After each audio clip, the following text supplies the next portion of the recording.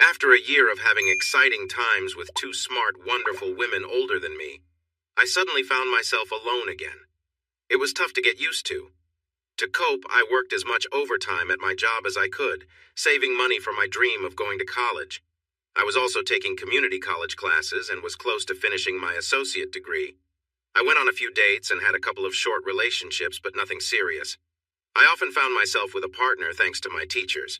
I realized it was not just the experiences that helped me, but the big boost in self-confidence they gave me that made a difference. Around this time, my friends started calling me Looney, or more specifically, Looney Tunes. I began hanging out with some coworkers who also loved riding bikes. They were a bit older than me, but welcomed me into their group.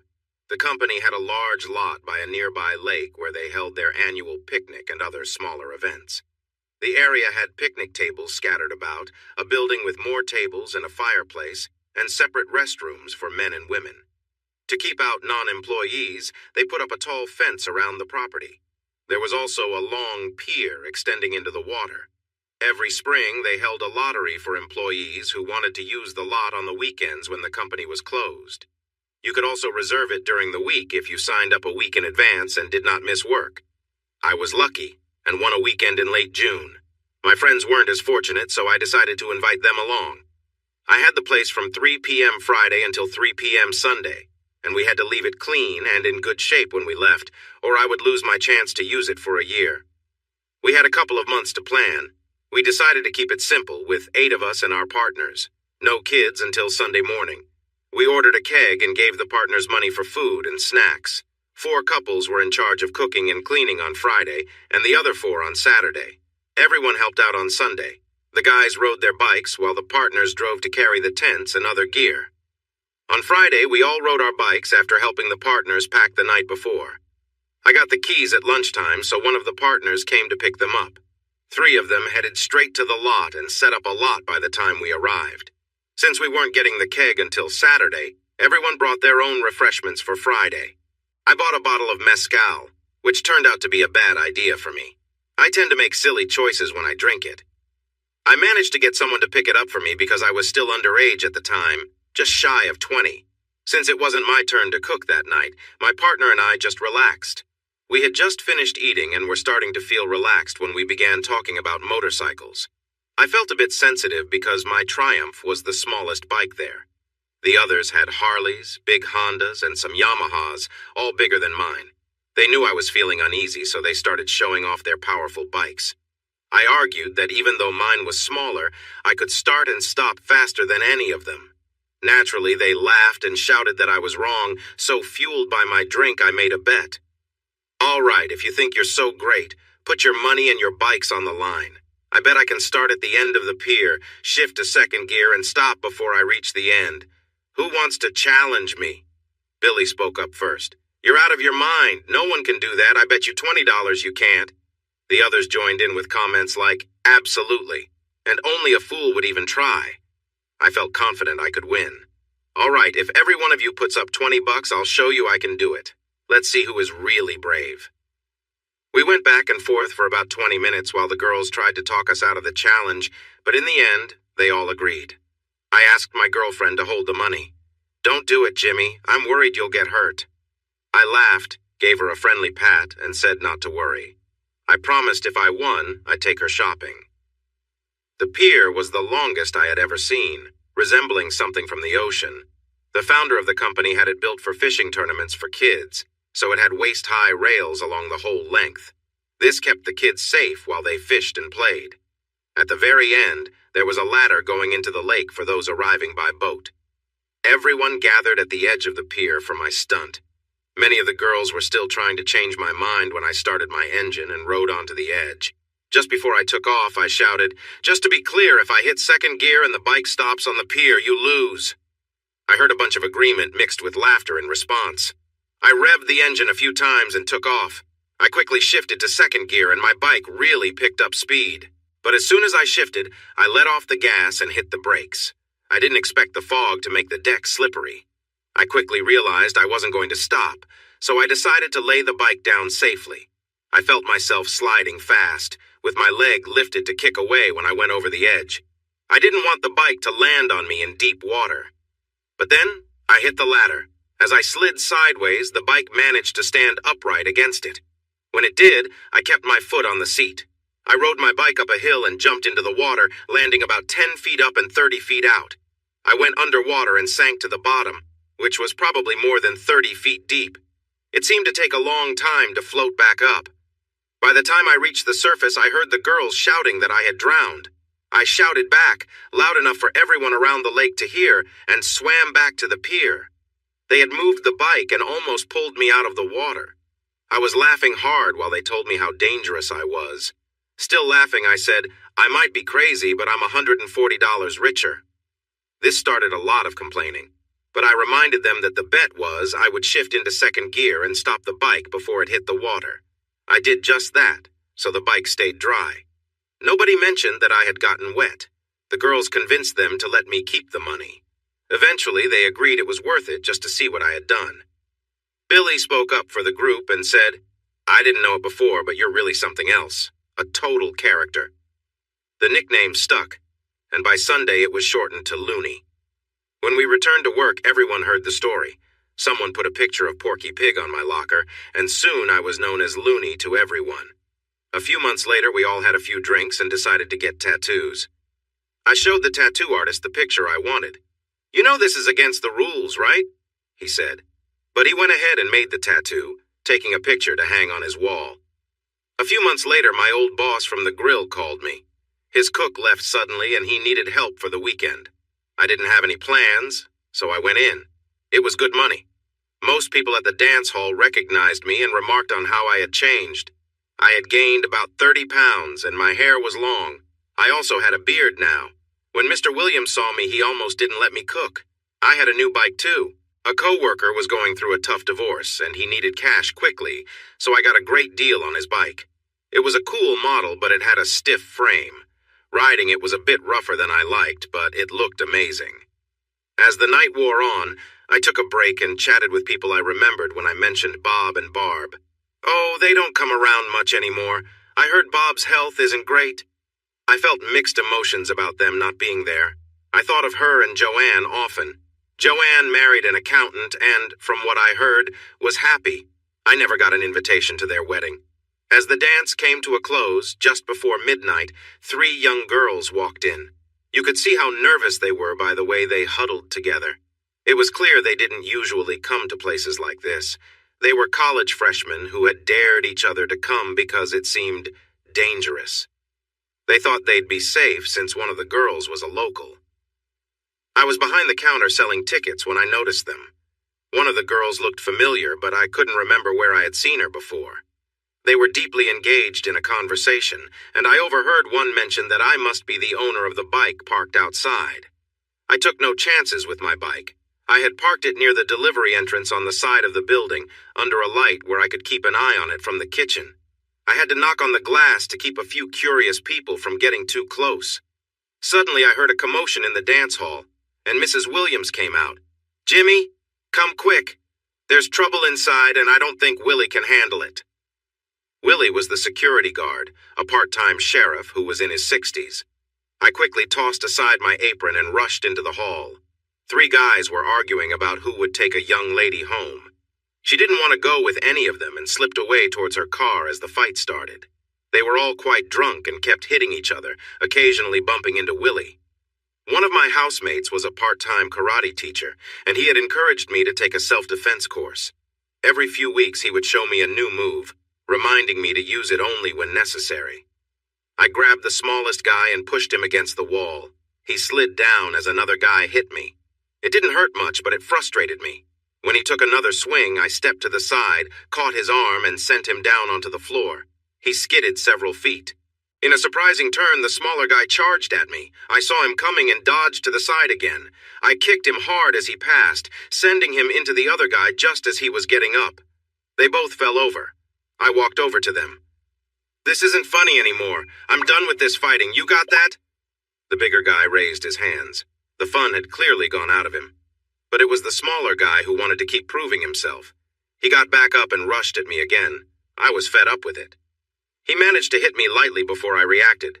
I had gained some weight, but it was mostly muscle from all my hard work at my job. I slapped him hard across the nose, and it threw him off balance. Then I quickly pushed my hand just below his chest, making him gasp for air. Willie returned. He had managed to handle the other guy and sent him out of the building. He held his nightstick, and I knew the guy had probably received a few taps to remind him how to behave. Willie pointed the stick at the other guy and gestured towards the exit. The small guy was still on the ground, struggling to breathe, so I grabbed his feet and started pulling him toward the door. As we moved outside into the lower area, there was a small step down. Then, as we continued, we went down 2 more steps onto a concrete porch. 4 steps led down to the gravel parking lot. I dragged him all the way to the lot, and I'm sure being pulled across the gravel wasn't a pleasant experience. Naturally, everyone from the dance hall followed us outside. While dragging him through the area, I suddenly realized why one of the college girls looked so familiar. I glanced over and smiled. "Hi, Cece, it's nice to see you." The expression on her face was unforgettable. I went back inside and Cece approached me. I thought she was going to hug me when one of the other girls held her back. "Let him clean up, Cecilia. You don't want to get any marks on your dress." I rubbed my cheek. One of the guys I had faced must have had a ring, as I had a noticeable scratch. "Ladies, excuse me for a moment." I went to the bathroom to clean my face. Luckily, I was wearing a black t-shirt, so the marks didn't show on my clothes.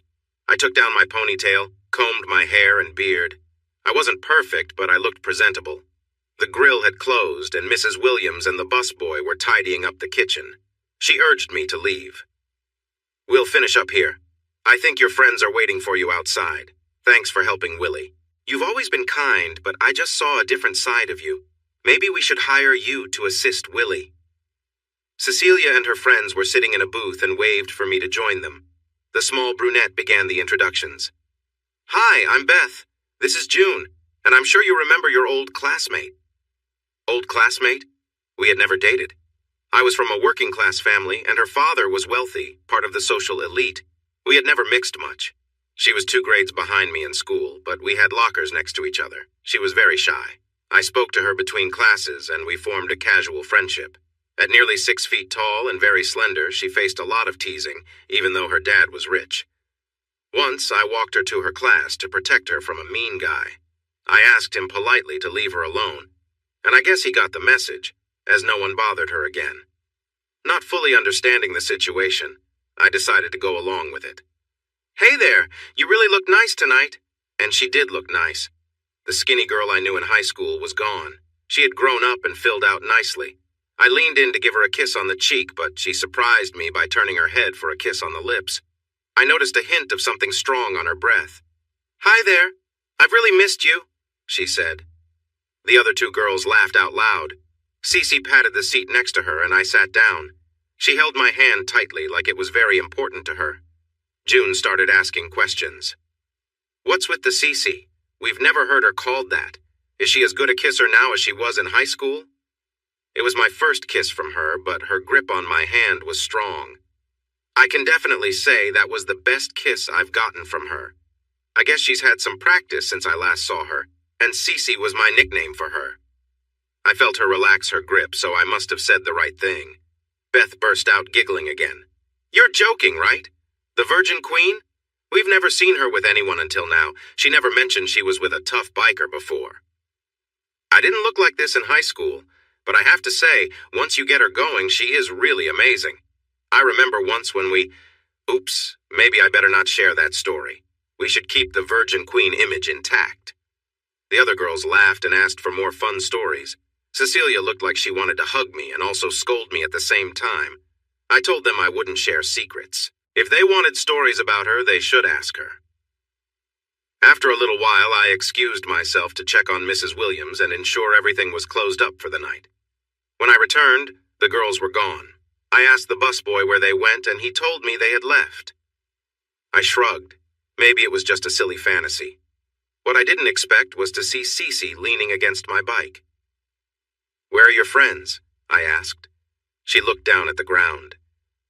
"I told them I was going home with you, so they left." That was surprising. "Are you?" "Am I what?" "Going home with me." She looked a bit unsure. No, I wanted you to take me home. I was tired of being the good girl in our group. Tonight will definitely lead to some interesting talks in the dorms when I get back to school. Thanks for helping me out. It was worth it, but nothing is free. There's a little cost. She looked more worried now. It had been 3 years since she talked to me, and she didn't know what I might be like now. She started to plead. Please don't make me do anything. I want to wait for my husband. Please, Jimmy. I admit I enjoyed teasing her a little. Let's see, what could be a fair price? I got it. I'll need a kiss as nice as the one I got earlier and then another when I drop you off. How does that sound? The grateful look she gave me made my night. That's it? A few quick kisses? You drive a hard bargain, but fine. Before I knew it, she pulled me close, wrapped her arms around me, and gave me a big kiss that seemed to go on forever. I could tell it made an impression on her because she leaned against me a few times. She pulled back with a little smile and asked if that was enough for the first part. Wow, yes, it was. It was so good that I need a moment to gather my thoughts. I don't want to drift off on the way home. You silly man, you're just as charming as you were in school. Now how do you ride this thing? I was glad it was nighttime. She had to adjust her dress, just to sit properly. No peeking now, she said with a playful tone. You think I won't look? Nice outfit. I've never seen anyone blush so much. It was a nice outfit, though pretty revealing. I have to wear this with this dress so it looks right. Please don't stare. No way I was going to miss that. You could always go without. Now she was just about glowing. Stop teasing me, please. I decided to ease up. Okay, here's how to ride a bike. Stay still. If you move, it can throw us off balance. If we hit a curve and you wiggle, we could fall. Don't try to talk, just lean against me and hold on. I gave her my jacket and a spare helmet. My bike was loud, especially in the quiet night. I started slowly to ease her fears. She was tense at first, but I felt her relax after a bit. The only awkward moment came when a car full of kids pulled up beside us, laughing and shouting. Her dress flared up as we rode. If someone was behind us, they got a clear view. I could sense her embarrassment against my back. I accelerated a little to get away from them. Her dad had a farm, but he didn't work it because of his businesses. He just liked living there. As soon as I turned off the bike, the porch light flicked on. She jumped off the bike and started adjusting her dress. Her father stepped out, looking really serious. Cecilia, who are you with? Dad, this is Jimmy Wilson, a friend from school. He gave me a ride home. It was clear he didn't approve. Thank you for bringing my daughter home, Mr. Wilson. Cecilia, get inside. Well, that went over well. I didn't get the rest of my reward that night. I was surprised by the phone call I received the next day. One of my housemates shouted that a girl was on the line for me. I answered it. Jimmy, is that you? I didn't recognize the voice. Yeah, who is this? She sounded a bit annoyed. It's me, Cecilia. What are you doing right now? This was unexpected. Just hanging out. What about you? Listen, I'm at the Burger Barn with my friends. They still don't believe we were together. Can you hop on that cute little bike and come over here, please? They probably don't believe it because it never happened. Are you embarrassed to have me come to your house? I wasn't in the mood to be nice. After a moment of silence, she said, I'm sorry about my dad. I'm his little girl, okay? She laughed and continued, That's why I want you to meet me here. I kind of made them think I had to sneak around to see you. Please? I was about to say no, but changed my mind. Okay, I'll be there. But when I arrive, I expect the rest of what you owe me from last night, got it? I could hear her relief. Get here in 30 minutes and I'll give it to you with a little extra. Hurry. I didn't break too many traffic rules, but made it there in 25 minutes. They were outside with milkshakes.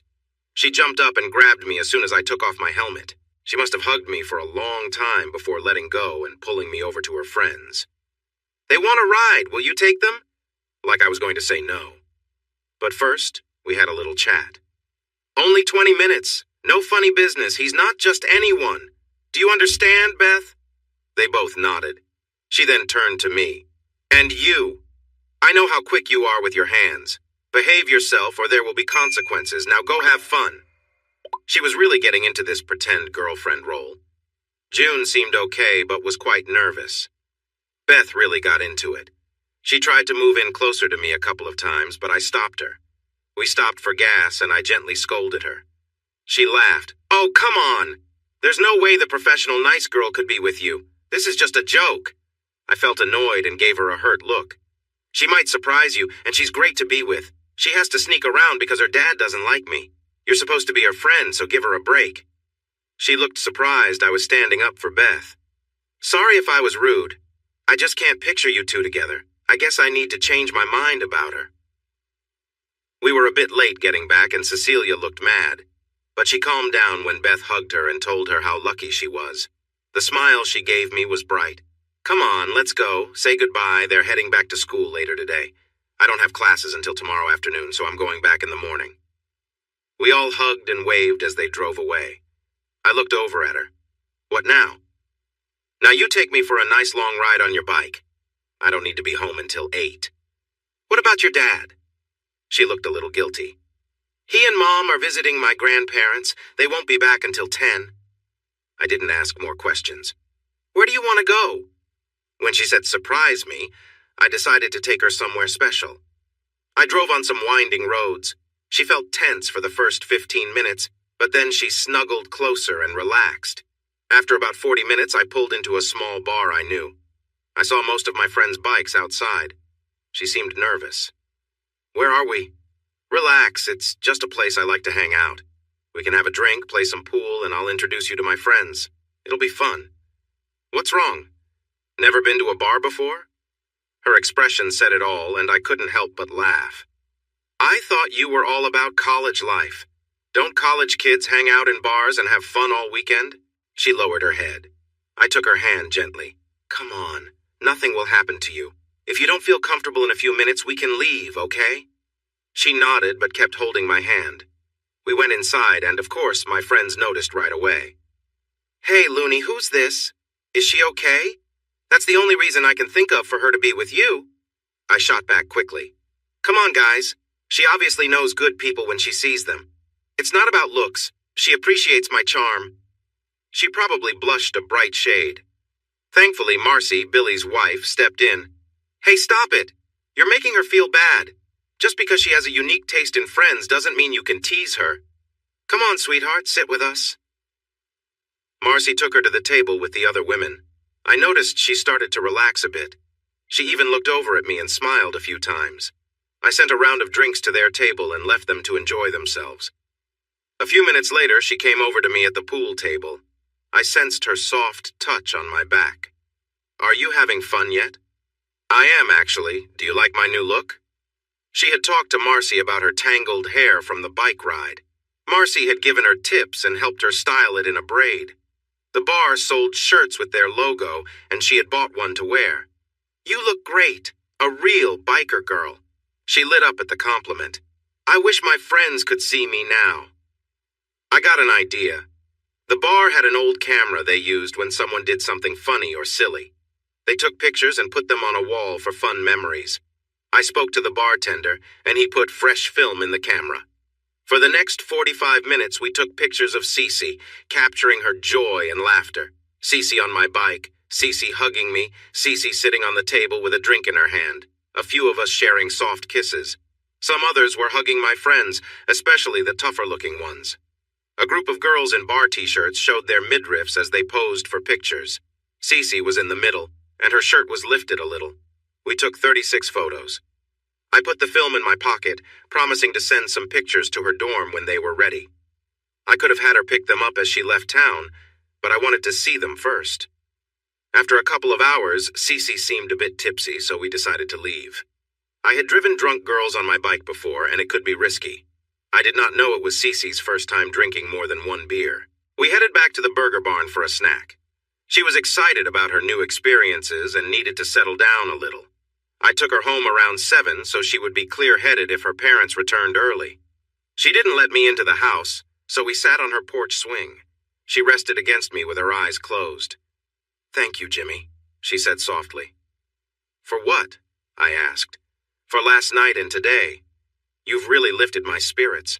I've had such a great time with you." I couldn't help but let a little sadness show in my voice. "I had a great time too. It's a shame it wasn't real." She sat up and lightly punched my arm. Last night may not have been real, but every moment after my friends left was. It was the best date I've ever had. Don't doubt that for a second. She shifted a little. I owe you some kisses for today, and I always repay my debts. We shared some sweet kisses. I was caught up in the moment, being close to her. She pulled back for a moment, but then leaned in again, smiling. I took that as a good sign and continued to kiss her. She giggled softly as we enjoyed the moment. It all came to a halt when I reached for her waist. She pushed me away. No! She pulled back more firmly. Can't blame me for trying. I told you the only one I will give myself to is my husband. I was trying to listen, really. But I was still a little distracted by the moment. It finally sank into my mind. I apologized, and I meant it. I also warned her that if she let guys get that close again, she might meet one who wouldn't take no for an answer. Nobody's ever gotten this close to me. I'm feeling really restless right now and just need some relief. Suddenly, I remembered something Barb said about how a good partner can be really helpful. Cece, I can assist you with that, and you can still keep your innocence. What are you talking about? If you get me out of my jeans, I know what will happen. I would keep my clothes on. It would be gentler. You would feel better and still remain untouched. She seemed surprised, and I was teasing her a bit. That's a bit much. Her response was weak. I was playful in my advances. No, it's not. It's a beautiful way to share closeness. It shows I care about your pleasure. She hesitated for a moment. What would you want in return? Nothing. But if you wanted to share something back, I wouldn't mind. This genuinely surprised her. I'm not sure I could do that. You don't have to, okay? I had gently undone her jeans, brushing just above her waistband. After a moment, she stood up, took off her jeans and undergarments, and kicked away her shoes. What happens next? I grabbed a pillow from the big wicker swing we were sitting on and placed it on the floor. I arranged the rest and had her sit down. Kneeling in front of her, I began to tenderly touch her legs. She was trembling. Whether from fear or excitement, I wasn't sure. I started with light kisses at her knees and worked my way up, being gentle and careful. I noticed her breathing quicken as I got closer. When I reached her legs, I kept it gentle and made sure she felt comfortable. She seemed a little uneasy, but I encouraged her. It felt good to see her excited. She started to express her feelings, whispering encouragement. I knew when she was close to an important moment, so I shifted my focus, being attentive to her needs. It was clear she was feeling something powerful, and I wanted to ensure the experience was good for her. Afterwards, she seemed overwhelmed with joy and relief. Wow, I should have done this a long time ago. I embraced her and replaced the cushion we had used. I felt quite happy, but I also knew I had to keep my promise. After some time, she leaned in and kissed me, which surprised me, and it felt sweet. What's that about? I asked. I think I taste a bit sweet. Did you notice? Like something delightful. I could get used to this, she said with a laugh. More giggles filled the air, and she glanced at me with a playful smile. We shared a moment of warmth and connection, talking and enjoying each other's company. She seemed curious, asking light-hearted questions, and we both laughed at the funny turns our conversation took. So, is that really true? She asked, eyes wide with genuine curiosity. Do people actually talk like that? Apparently, I replied, grinning. We continued talking, our conversation moving from one funny topic to another, making each other laugh. At one point, she asked more questions about things she'd heard from others or seen in movies, finding it all amusing yet a bit puzzling. By now, we were both laughing so much that it was hard to keep a straight face.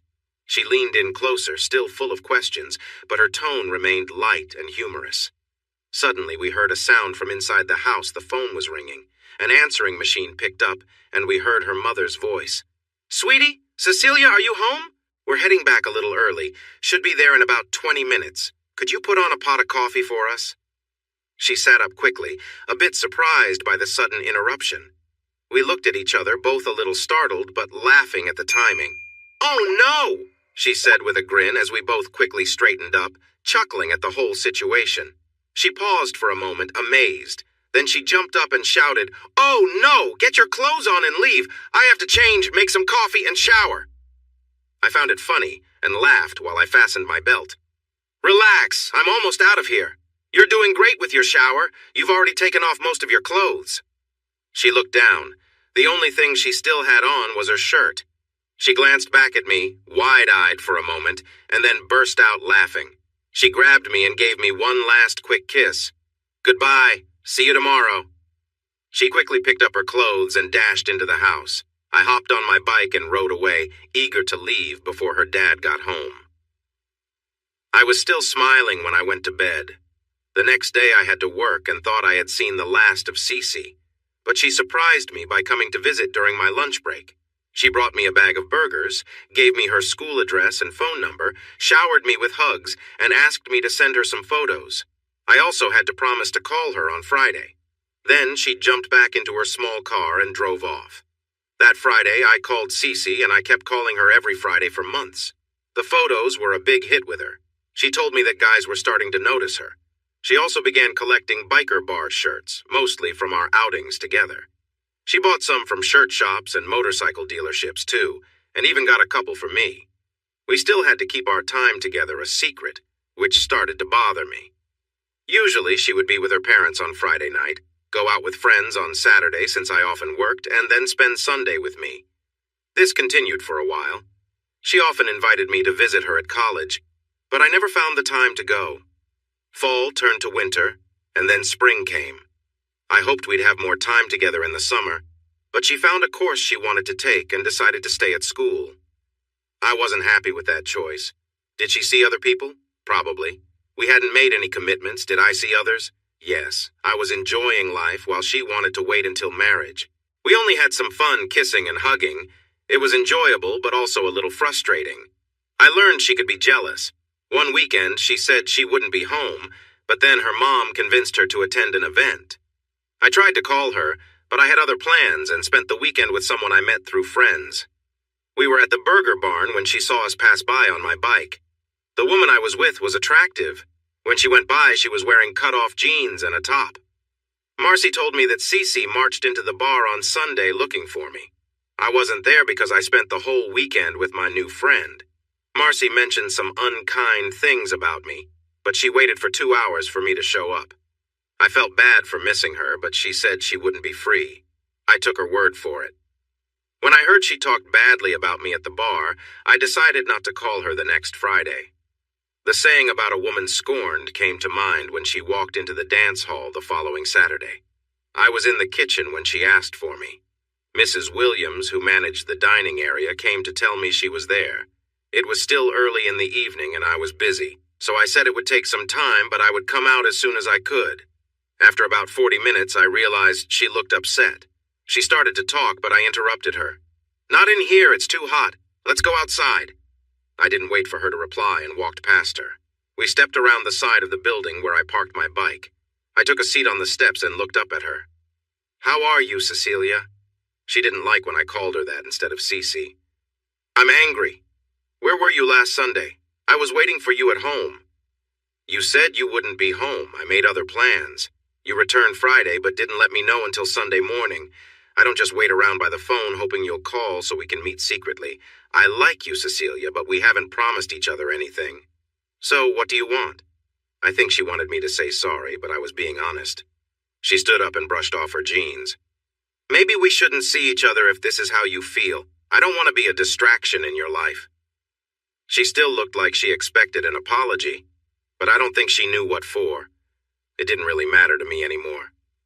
"Thanks for understanding. It was fun, but not meant to be. You're really pretty, and I understand why you wouldn't want to be seen with me in public. I hope the man your dad picks for you is good enough. Goodbye, Cece. I will miss you." I gave her a quick kiss on the cheek and went back inside, locking the door behind me. Cecilia didn't take the rejection well. She knocked loudly on the door and yelled for me to come out. When I didn't respond, she made a scene in the dining room. Mrs. Williams warned her that if she didn't calm down, she would have Willie escort her away and call her father. That threat made her quiet. I could hear her from the kitchen. She seemed really upset when she sent me a message through Mrs. Williams. "You tell him he can't just walk away from me. This isn't over at all." Then she went outside and knocked my bike over. I was really angry. Who did she think she was? I missed her, though, but I tried to move on with my life. I dated, hung out with my friends, and worked as much as I could. I graduated from my community college. My parents and sisters were there for the ceremony. I thought I saw Barb and Joanne for a moment. I looked for them, but I might have been wrong. What surprised me was Cece. She appeared out of nowhere while I was with my family and hugged me before I could react. She gave me a kiss that made me check my teeth to make sure they were all okay. After breaking the kiss, she congratulated my parents on my success. Then she introduced herself. "Hi, I'm Cecilia Morgan. You might know my dad, Warren. Everyone knows him. I've been Jimmy's girlfriend for a while now. I'm happy to finally meet you. We've tried to meet before, but because of school, work, and me being away at college, it hasn't worked out. But I'm here now, and I want us all to go to the Angus house to celebrate. My treat." She had a strong grip on my hand. My fingers felt numb. She had some of the strongest hands I've ever felt. "Cece, what are—" Before I could finish, she leaned over and whispered in my ear, "Just go along with this. Don't spoil the moment for your parents. Look at how happy they are. We'll talk later, I promise." I wasn't sure what made my parents happier, me being the first in the family to graduate, or the fact that I was dating the daughter of the richest man around. She convinced my sisters to ride with her to learn more about me. Since we were passing by the college on the way home, I rode with my parents. As soon as we got in the car, the questions started. My mom began. "So, Warren Morgan's daughter, how long has this been going on? Are you serious? Have you met her parents? What's she like? Is she as nice as she looks?" "We've been seeing each other off and on for about a year. I've met her dad, but not her mom. She's nice, but she can get angry." I skipped the part about being serious. I mentioned her anger because I remembered having to repaint my bike after she knocked it over. The rest of what I said was mostly true. My dad noticed my vague answer. "So, is this going anywhere?" I decided to be honest. "I have no idea. We went through a tough time not long ago, but things seem to be getting better now." Mom smiled and said, "True love will always win." The Angus House was the fanciest restaurant in our small town. When we arrived, my sisters surrounded Cece, looking up to her like she was a star. My youngest sister, just 11, held her hand and looked at her in awe. She punched my arm playfully. "The girls say you were mean to them when you were little. I don't get why they like you so much." I had nothing to say. Cece walked in like she owned the place, and everyone treated her that way. We got the best table in the restaurant. She let everyone order what they wanted, but insisted my dad and I get the biggest steak on the menu. She also ordered dessert for everyone, Mississippi mud cake, the restaurant's specialty. She made sure to stay close to me the whole time. She had everyone hanging on her words. When she brought up our recent disagreement, all the girls looked at me sharply, and my dad gave me a disappointed look. I felt like a fool.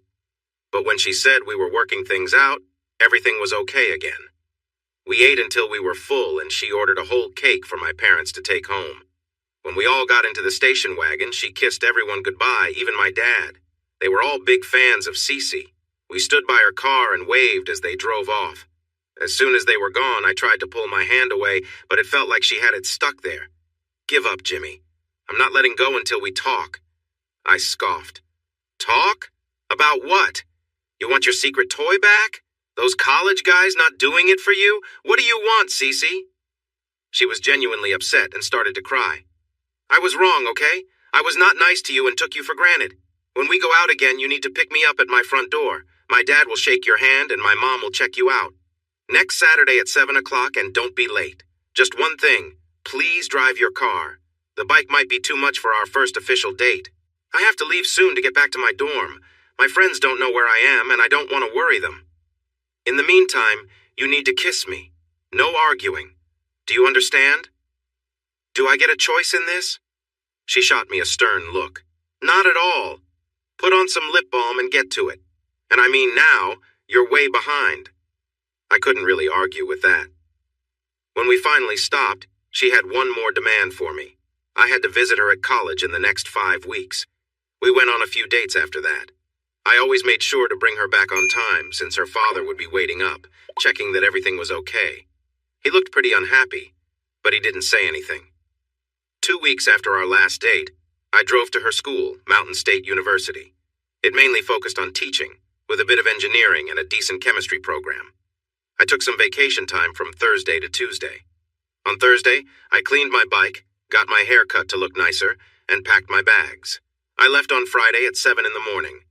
Cece had told me that her last class ended at 1 on Fridays, and she usually returned to her dorm by 2:30.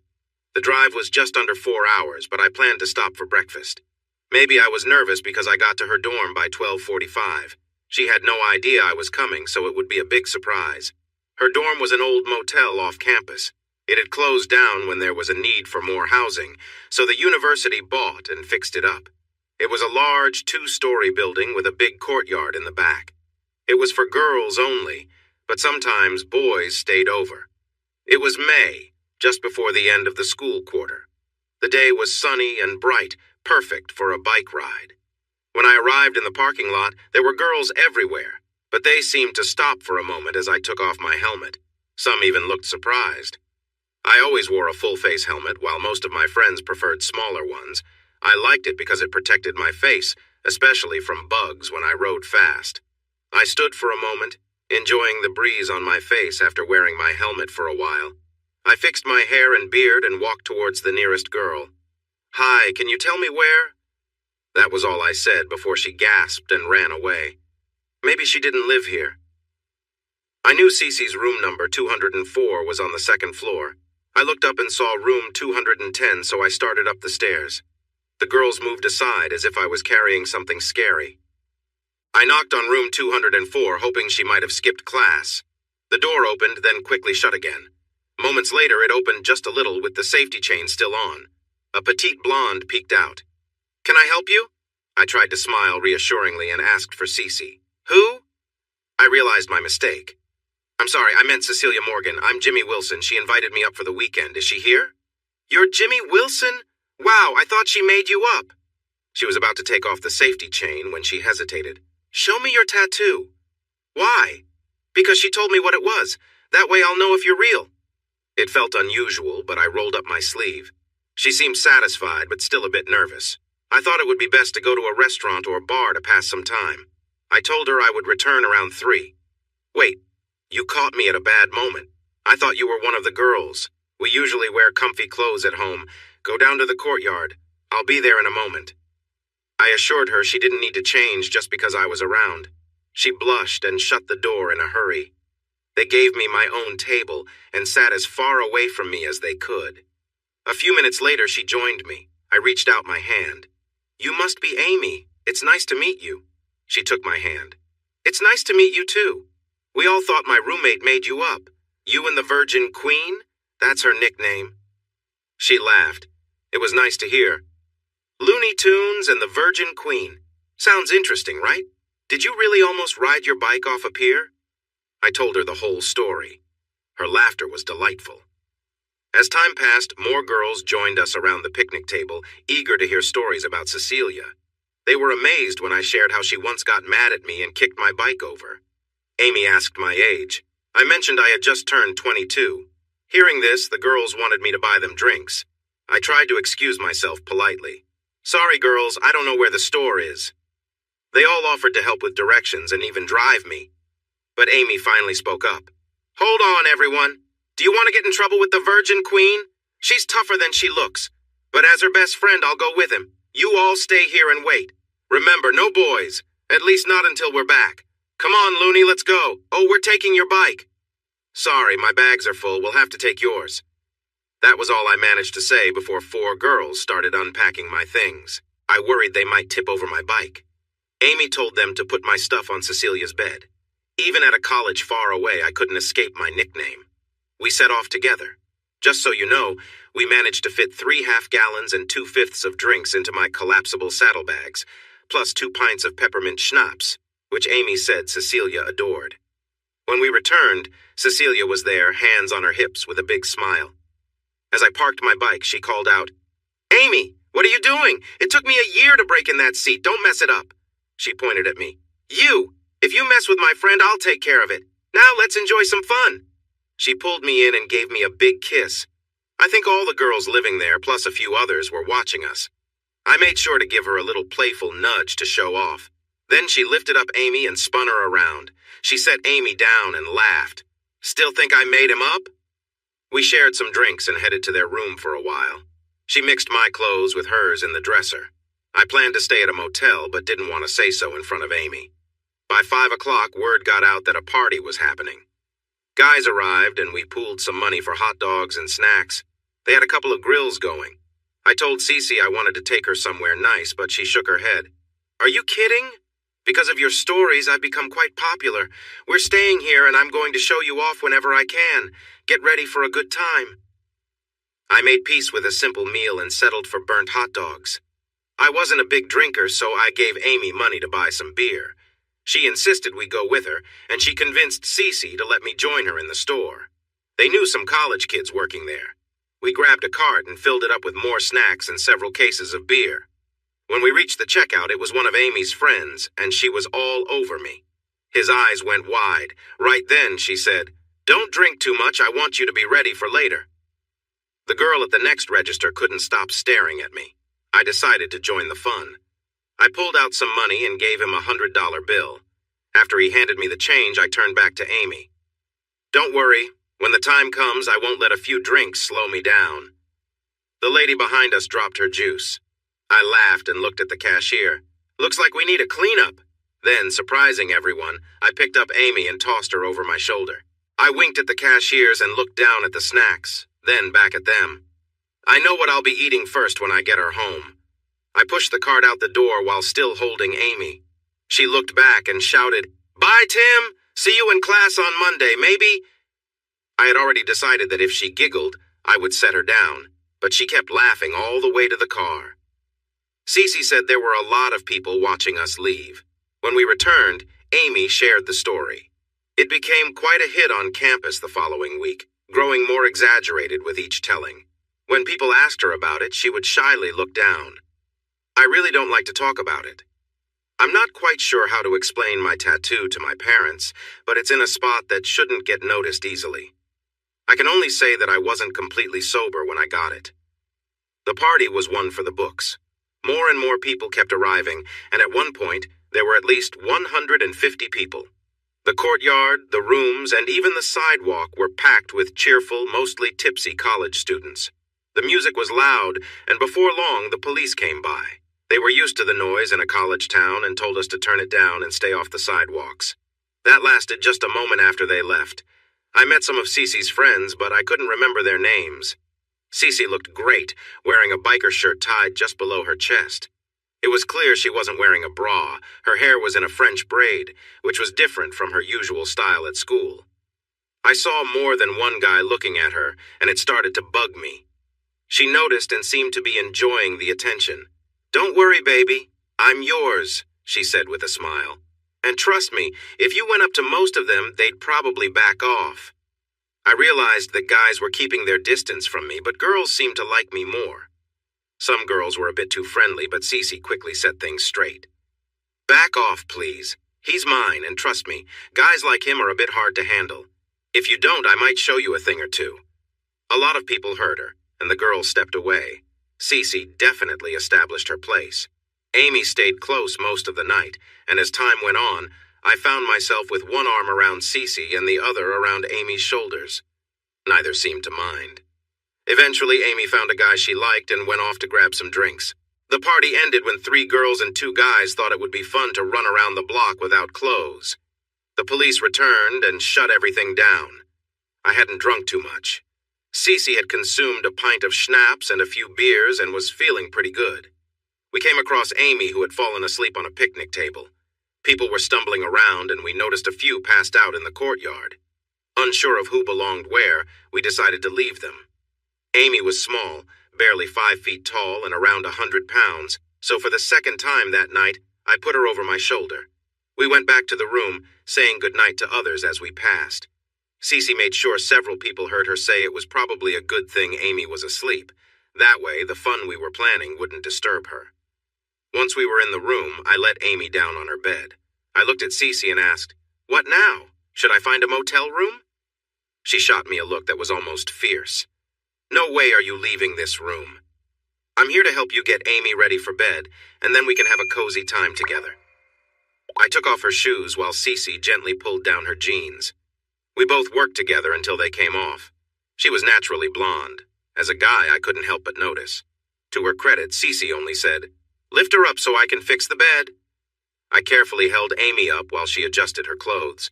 Once I laid her back down, I tucked her in. Cece turned down the covers and gave the bed a gentle pat. Come on, it's time for bed. Can you help me with her clothes? I quickly got to work. Her jeans came off easily. She had the same underwear on from the night I took her home. She had mentioned wearing them just for me.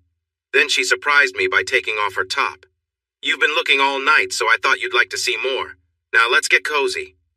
She slid under the covers and looked at me expectantly. I was soon ready to join her. The thought crossed my mind that she might have changed her mind about waiting until marriage, but I pushed it aside. Do what you did the night we were on the swing, please. I took my time, enjoying the moment. I teased her, bringing her close to excitement and then easing back. After a few times, she was pleading with me. Please, I really need this, just a little more. Her sweet plea melted my resolve, and I focused entirely on her. She leaned back with a happy sigh. If this is better than before, I think I might want to get married soon. It's your turn now. She didn't have much experience, but she was eager to learn. I guided her, and she listened well. Even when I warned her, she kept going. It was a little messy, but she did great. Afterward, she wiped her mouth and joked that I should cut back on salt. She said goodnight, but was surprised when I told her we weren't done yet. The next time was even more thrilling for her. Just then, Amy woke up and headed to the bathroom. She later mentioned that seeing me and Cece in a funny position was one of the most surprising sights she'd ever seen. Then she rushed to the bathroom and got sick. We didn't realize anything was wrong until Cece heard her. Oh, poor girl, she said, getting up to help. She called me to join her. I went in quickly, too. Amy didn't make it to the sink. The bathroom was a mess, so we worked quickly to help her. We carefully got her cleaned up in the shower. After drying her off, Cece made her take some medicine and drink water. We tucked her back into bed just in case she needed to rest again. When we laid her down, Cece commented, "She really is lovely, isn't she?" And she was. Small and delicate, with a beauty that stood out. She had been a swimmer in high school and still had a nice figure. I could sense her thoughts. Yes, she is, but she's not like you. It's like comparing a fairy to a goddess. She was gently moving back and forth against me. Nice answer. Now let's go back to bed. I need to sort this out. She reached around and touched me. She did help me feel better, but unfortunately she was still inexperienced.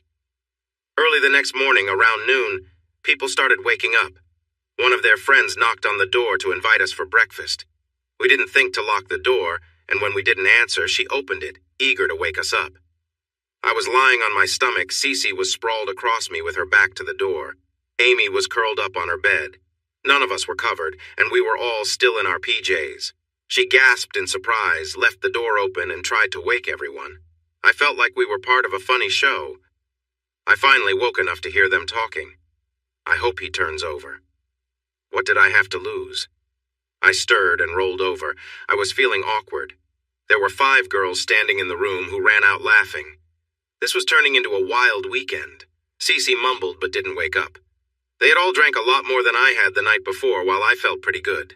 I covered both girls and went to take a shower. After that, I went out to find breakfast. I asked one of the girls if there was a Denny's or IHOP nearby. The 2 next door offered to take me, so we left. I bought them breakfast and got something to go. We were probably gone for just 45 minutes. IHOP was just down the block. They were still asleep when I got back. I laid out breakfast on their small table, found a coffee maker, and started it up. I found some juice in the fridge and poured each of them a glass. Going to Cece first, I nudged her awake with a gentle nudge and a kiss. I pointed to the table. She got up, used the bathroom, and came out wearing a shirt.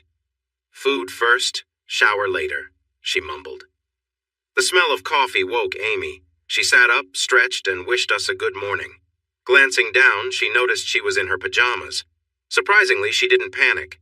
She grabbed some clothes and headed to the bathroom. She came back and sat at the table. I placed a cup of coffee and juice in front of her and stepped back. No loud talking, please. Let me wake up. I'll want to hear about last night later, but not yet. Could I have a glass of ice water, please? I got Amy the water and some more Tylenol, then stepped outside. It was another beautiful day. While I sat at the picnic table, the girls from next door came over and apologized. They said what they did was fun, but not right. I told them not to worry, what happened here stayed here. They said they wanted to take us to a bar that night to make up for it. I told them it was Cece's weekend, and what we did was up to her. Cece came out first. She gave me a sweet kiss and a hug. Thanks, everyone. I'm now officially a local legend. We settled down in the sun. Amy joined us, wearing big sunglasses. She squeezed in next to Cece. Did I make a fool of myself last night? I wanted to tease her, but decided against it. No, we found you asleep and took you to your room. Old advice, never mix different drinks. We helped you clean up, and then you slept soundly the rest of the night. But thanks to our adventure this morning, I think we're officially a trio. They exchanged looks, and something seemed to pass between them. Is that so bad? Amy asked, hugging Cece. I shrugged. Not for me. I won't be staying here, but it might be a bit tougher for you.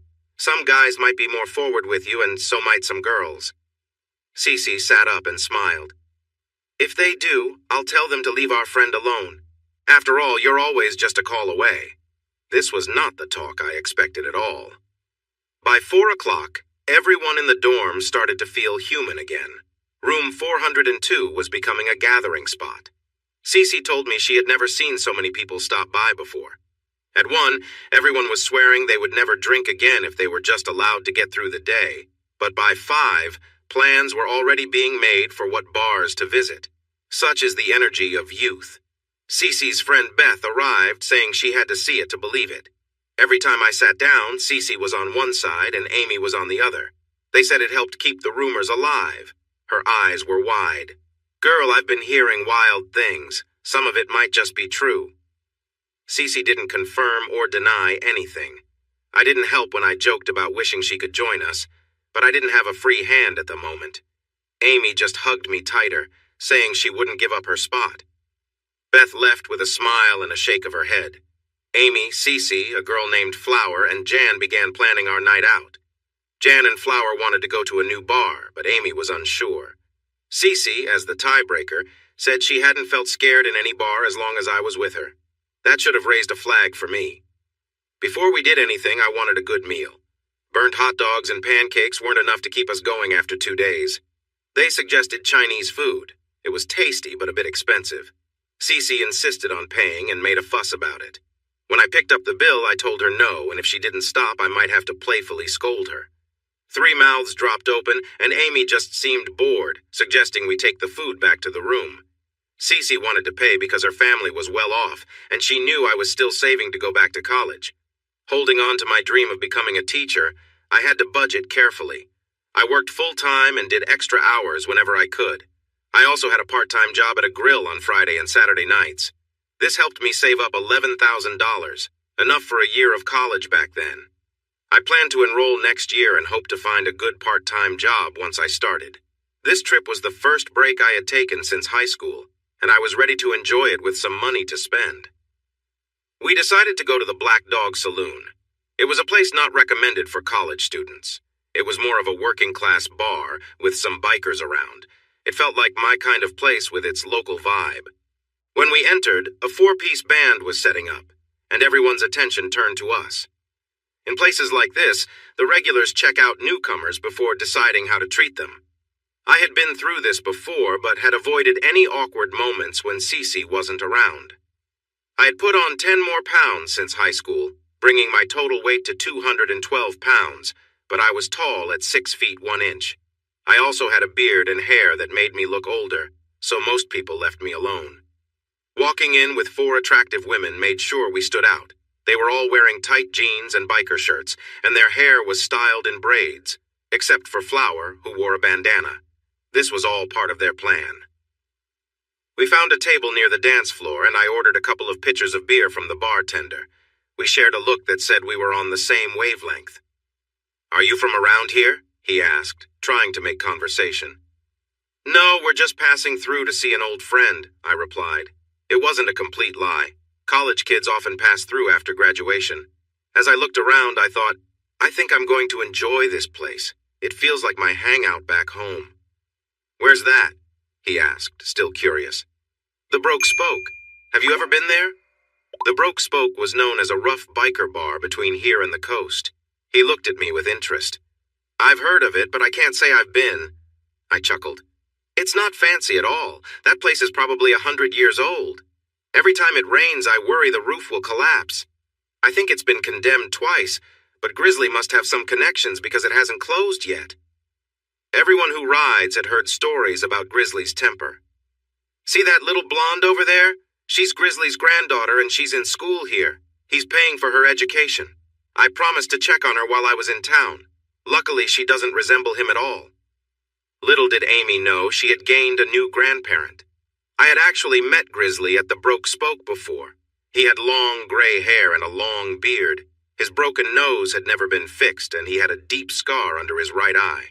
One side of his left ear was missing. I told him I needed to get back to the girls, leaving him with some things to think about. I noticed him watching and talking to some guys about us. We were likely quite a topic of interest. 2 pitchers of beer don't last long when 5 people are drinking from them, so half an hour later, when the barmaid came to collect the empties, I asked her for a new one. She had a rough charm about her and didn't hide her interest in me.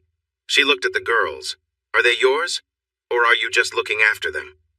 I felt Cece tense up. It seemed like trouble was brewing before the band even started. I was sitting between Cece and Amy and pulled them a bit closer, mostly to keep Cece calm. These 2 are with me. We're just checking out those 2. It might work out. What can I say? I have a lot of energy. The girls giggled, feeling more at ease. Flower and Jan nudged the barmaid to suggest that I might be looking for a big bed before the night was over. The barmaid couldn't help but glance at the table before leaning in closer. Cece reacted with a low growl. I turned to the waitress. Don't mind her.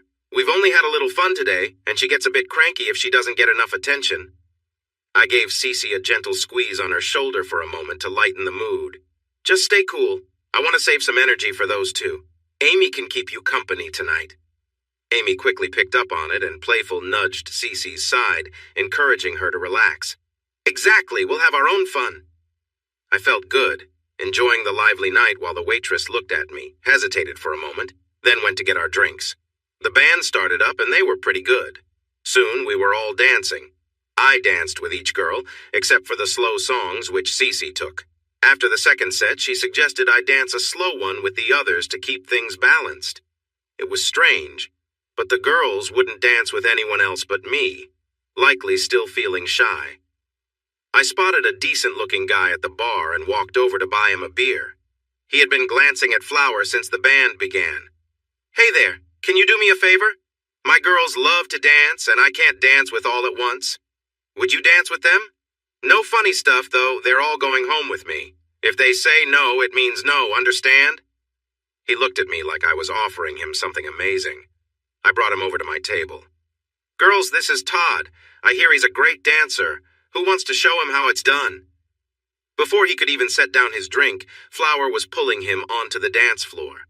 The night had been going so well. We'd made new friends, and the tables were packed with everyone laughing and enjoying the music. Cece was thrilled when I told her I'd save all my dances for her, and even Flower was bold enough to slip Todd her number. Everything was just right until the last set took a turn. While coming back from the bathroom, the waitress pulled me onto the dance floor. I didn't want to cause a fuss, so I went along. Cece was laughing and having fun until she spotted me with the waitress, and her smile faded quickly. Meanwhile, Jan was sitting at the table when a big guy came over and grabbed her wrist, trying to pull her to the dance floor. She was clearly uncomfortable, shaking her head and resisting, but he wouldn't let go. I immediately stopped dancing and headed over. Jan, would you like to go back to the table? I asked. She nodded, her face pale with fear. It was obvious she didn't want to go with him. Turning to the man, I calmly said, She doesn't want to dance right now. Maybe you should ask someone else. The guy, who looked pretty rough and was clearly a bit drunk, shot back, This isn't your business. Sighing, I reached for his hand and gently twisted his pinky back, a move I'd learned in self-defense training. He let go of Jan immediately, and she hurried back to the table. I stayed with her to make sure she was okay while Todd tried to help her calm down. Just as she was relaxing, the guy stormed back to our table, clearly angry. He sneered at me, saying, Who do you think you are, bringing in all these pretty girls and keeping them to yourself? I'll take her back to dance, and maybe she'll come back when I'm done. Years ago, a friend taught me some useful self-defense techniques for situations just like this. I stayed seated, grabbed the edge of the table, and pushed it sharply into his legs. The surprise and impact made him stumble forward, using his hands to brace himself. Seizing the moment, I steadied myself and delivered a quick, controlled move to push him back, hoping it would end the confrontation. The scene left a bit of tension in the air, but everyone around us rallied together, helping Jan feel safe and letting her know she was surrounded by friends. The rest of the night may not have been as carefree, but we all stuck together, looking out for each other until it was time to head home. Your elbow is much faster and stronger than your fist, and I was not being gentle. The man fell to the floor, unconscious. Todd stared at me in disbelief. Jan stopped crying and even smiled for a moment. She started to go over to him, perhaps to kick him, but I stopped her. "That's enough, Jan. He can't hurt you anymore." Meanwhile, back on the dance floor, things were getting lively. Cece and I passed each other. I was taking Jan away from the troublemaker, and she was getting the waitress. Cece was yelling at the waitress to keep her hands off her boyfriend. The waitress fired back, saying if she ever got me, I wouldn't stick around. Cece was big and sensitive about her weight, so it stung. Amy and Flower, along with another girl they had met, were trying to calm Cece down. One of the bartenders had grabbed the waitress to keep her away. I gently took her arm, trying to lead her back to the table. She turned and slapped me hard enough that everyone could hear it over the music. She raised her hand again, but I stopped her, turned her around, and swatted her on the shoulder. Then I grabbed her hair and brought her face closer to mine. "If you don't settle down right now, I'm walking out of this bar, heading back to your dorm, packing my things, and you won't see me again. It's your choice." I let go and stepped back. She looked at me for a moment before bursting into tears. "Please don't leave. I'm sorry." How could I stay upset with her? I hugged her back. She turned to the waitress and extended her hand. "I'm sorry." The waitress hesitated for a moment, but then took it. Cece pulled her in for a hug. I thought it was a kind gesture. Amy later told me what really happened during that hug. While hugging, Cece warned the waitress, "If you touch him again, you'll regret it." The waitress, not backing down, replied, "If you turn your back on him, I'll have him and be gone before you can even grab a snack." It nearly sparked another argument. When we returned, the manager was looking down at the man still lying on the floor. "What happened to him?" he asked. I shrugged. "I'm not sure. Maybe he drank too much and passed out. You might want to cut him off earlier next time." He smiled slightly. "Looks like some people can't handle their drinks." He turned to his friends. "You guys, pick him up and put him in his truck. He can sleep it off there." The girls were gathering their things. "Leaving already?" he asked, pretending to be surprised. "Yeah, I need some rest," I replied seriously. "Well, have a good night. Come back any time." I sent the girls out to the car and then bought them all a shirt. The bartender gave me mine for free. "I'm glad you're not from around here. I don't think I could handle this kind of excitement regularly." "What excitement?" I asked. "This isn't a typical Saturday night. What makes it so special?" I smiled, feeling a bit innocent. "Well, first, a guy shows up with 4 women and says he's with them all and they seem fine with it. Then he knocks out a really tough guy without even getting out of his seat. I don't think he even put down his drink. After that, your tall girlfriend almost has a fight with my friend who is a waitress because she seems to like you a lot. When you said it was time to leave, those women followed you out like a group of friends, leaving many of the guys here surprised. Not one of them tried to stop you. In fact, they all asked you to come back. You must be either the luckiest person, the bravest, or the smartest I've ever seen, or maybe all 3 to get through a night like this. It might not always be exciting, but it's definitely interesting." I offered my hand, and he shook it. "Well, I have to go now. It's time to get my kids to bed." We got back to the dorms before 1. Many people were still awake, and all the girls, except Cece, shared stories about the night. It added to the legend. Cece and I didn't talk much as we prepared for bed. I asked if she wanted me to stay at a nearby hotel. She gave me a look that showed she wanted me close and told me to get into bed. I still felt the warmth of her hand on my cheek, and when she changed, I noticed a perfect shape of my hand on her cheek. I felt bad and apologized, offering to kiss it better. She let me do that a few times before we cuddled up and fell asleep peacefully.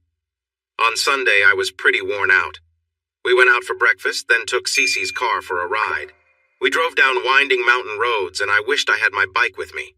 We stopped at little shops and bought some silly souvenirs. She insisted I buy 2 big stuffed purple turtles, one for her and one for Amy. Amy wanted to join us, but I wanted some time alone with Cece. I think Cece would have let her come if I had said yes. Amy looked a bit sad when we left, so I promised to take them both out for dinner when we got back. Suddenly, Cece asked, "Do you like Amy?" "Oh, she's really sweet." "Be honest, do you like her?" My stomach felt tight. I sensed something was up. "I like her a lot for someone I've known less than 2 days. Why do you ask?" She stretched, catching my attention. "Oh, no reason. Just curious." As I learned over time, that often means something's on their mind. But right then, I didn't think anything of it. The day was calm and peaceful. We had lunch at a burger place, feeding each other fries. We bought a bottle of wine and drank it at a viewpoint on a blanket. We shared kisses, cuddles, and made happy promises. We returned home feeling joyful and smiling, but there's always a shadow in the distance. When we returned to the dorm, Amy was in the courtyard in tears. Cece rushed over to see what was wrong. A guy Amy was seeing had learned about our weekend and confronted her about it. They weren't serious, but he felt differently. He told her she had embarrassed him and that he would make her regret it. He didn't hurt her, but he grabbed her and shook her, making her fear for her safety. I looked around but didn't see any men nearby. "Where is he now?" I tried to keep my voice steady. I think she finally noticed me. "You need to go. Some guys scared him off, but he said he would come back with friends to teach you a lesson. Please, just go." With my passion for study, I planned to stay. I noticed a few other people watching, so while Cece comforted Amy, I went to talk to them. One of the boyfriends, Jack, confirmed what had happened. The guy was an athlete on the football team. They had a terrible season and hadn't won a single game, so he was really upset. Nobody liked him, but his size made people hesitant to confront him. Amber, who lived 2 doors down from Cece and Amy, said they had called for more guys to back me up if needed. I appreciated that, but told them to stay clear. I wasn't sure how much time I had, so I went to my room to grab my jacket and gloves. I got the jacket from a motorcycle shop. It was a thick leather with extra padding in the back for safety. The gloves were light and flexible, meant to protect my hands if I had to defend myself. This was as ready as I could be, so I sat down and waited. It didn't take long for him to return. He only had 3 friends with him, but they were large and intimidating. By this time, we had gathered a decent crowd.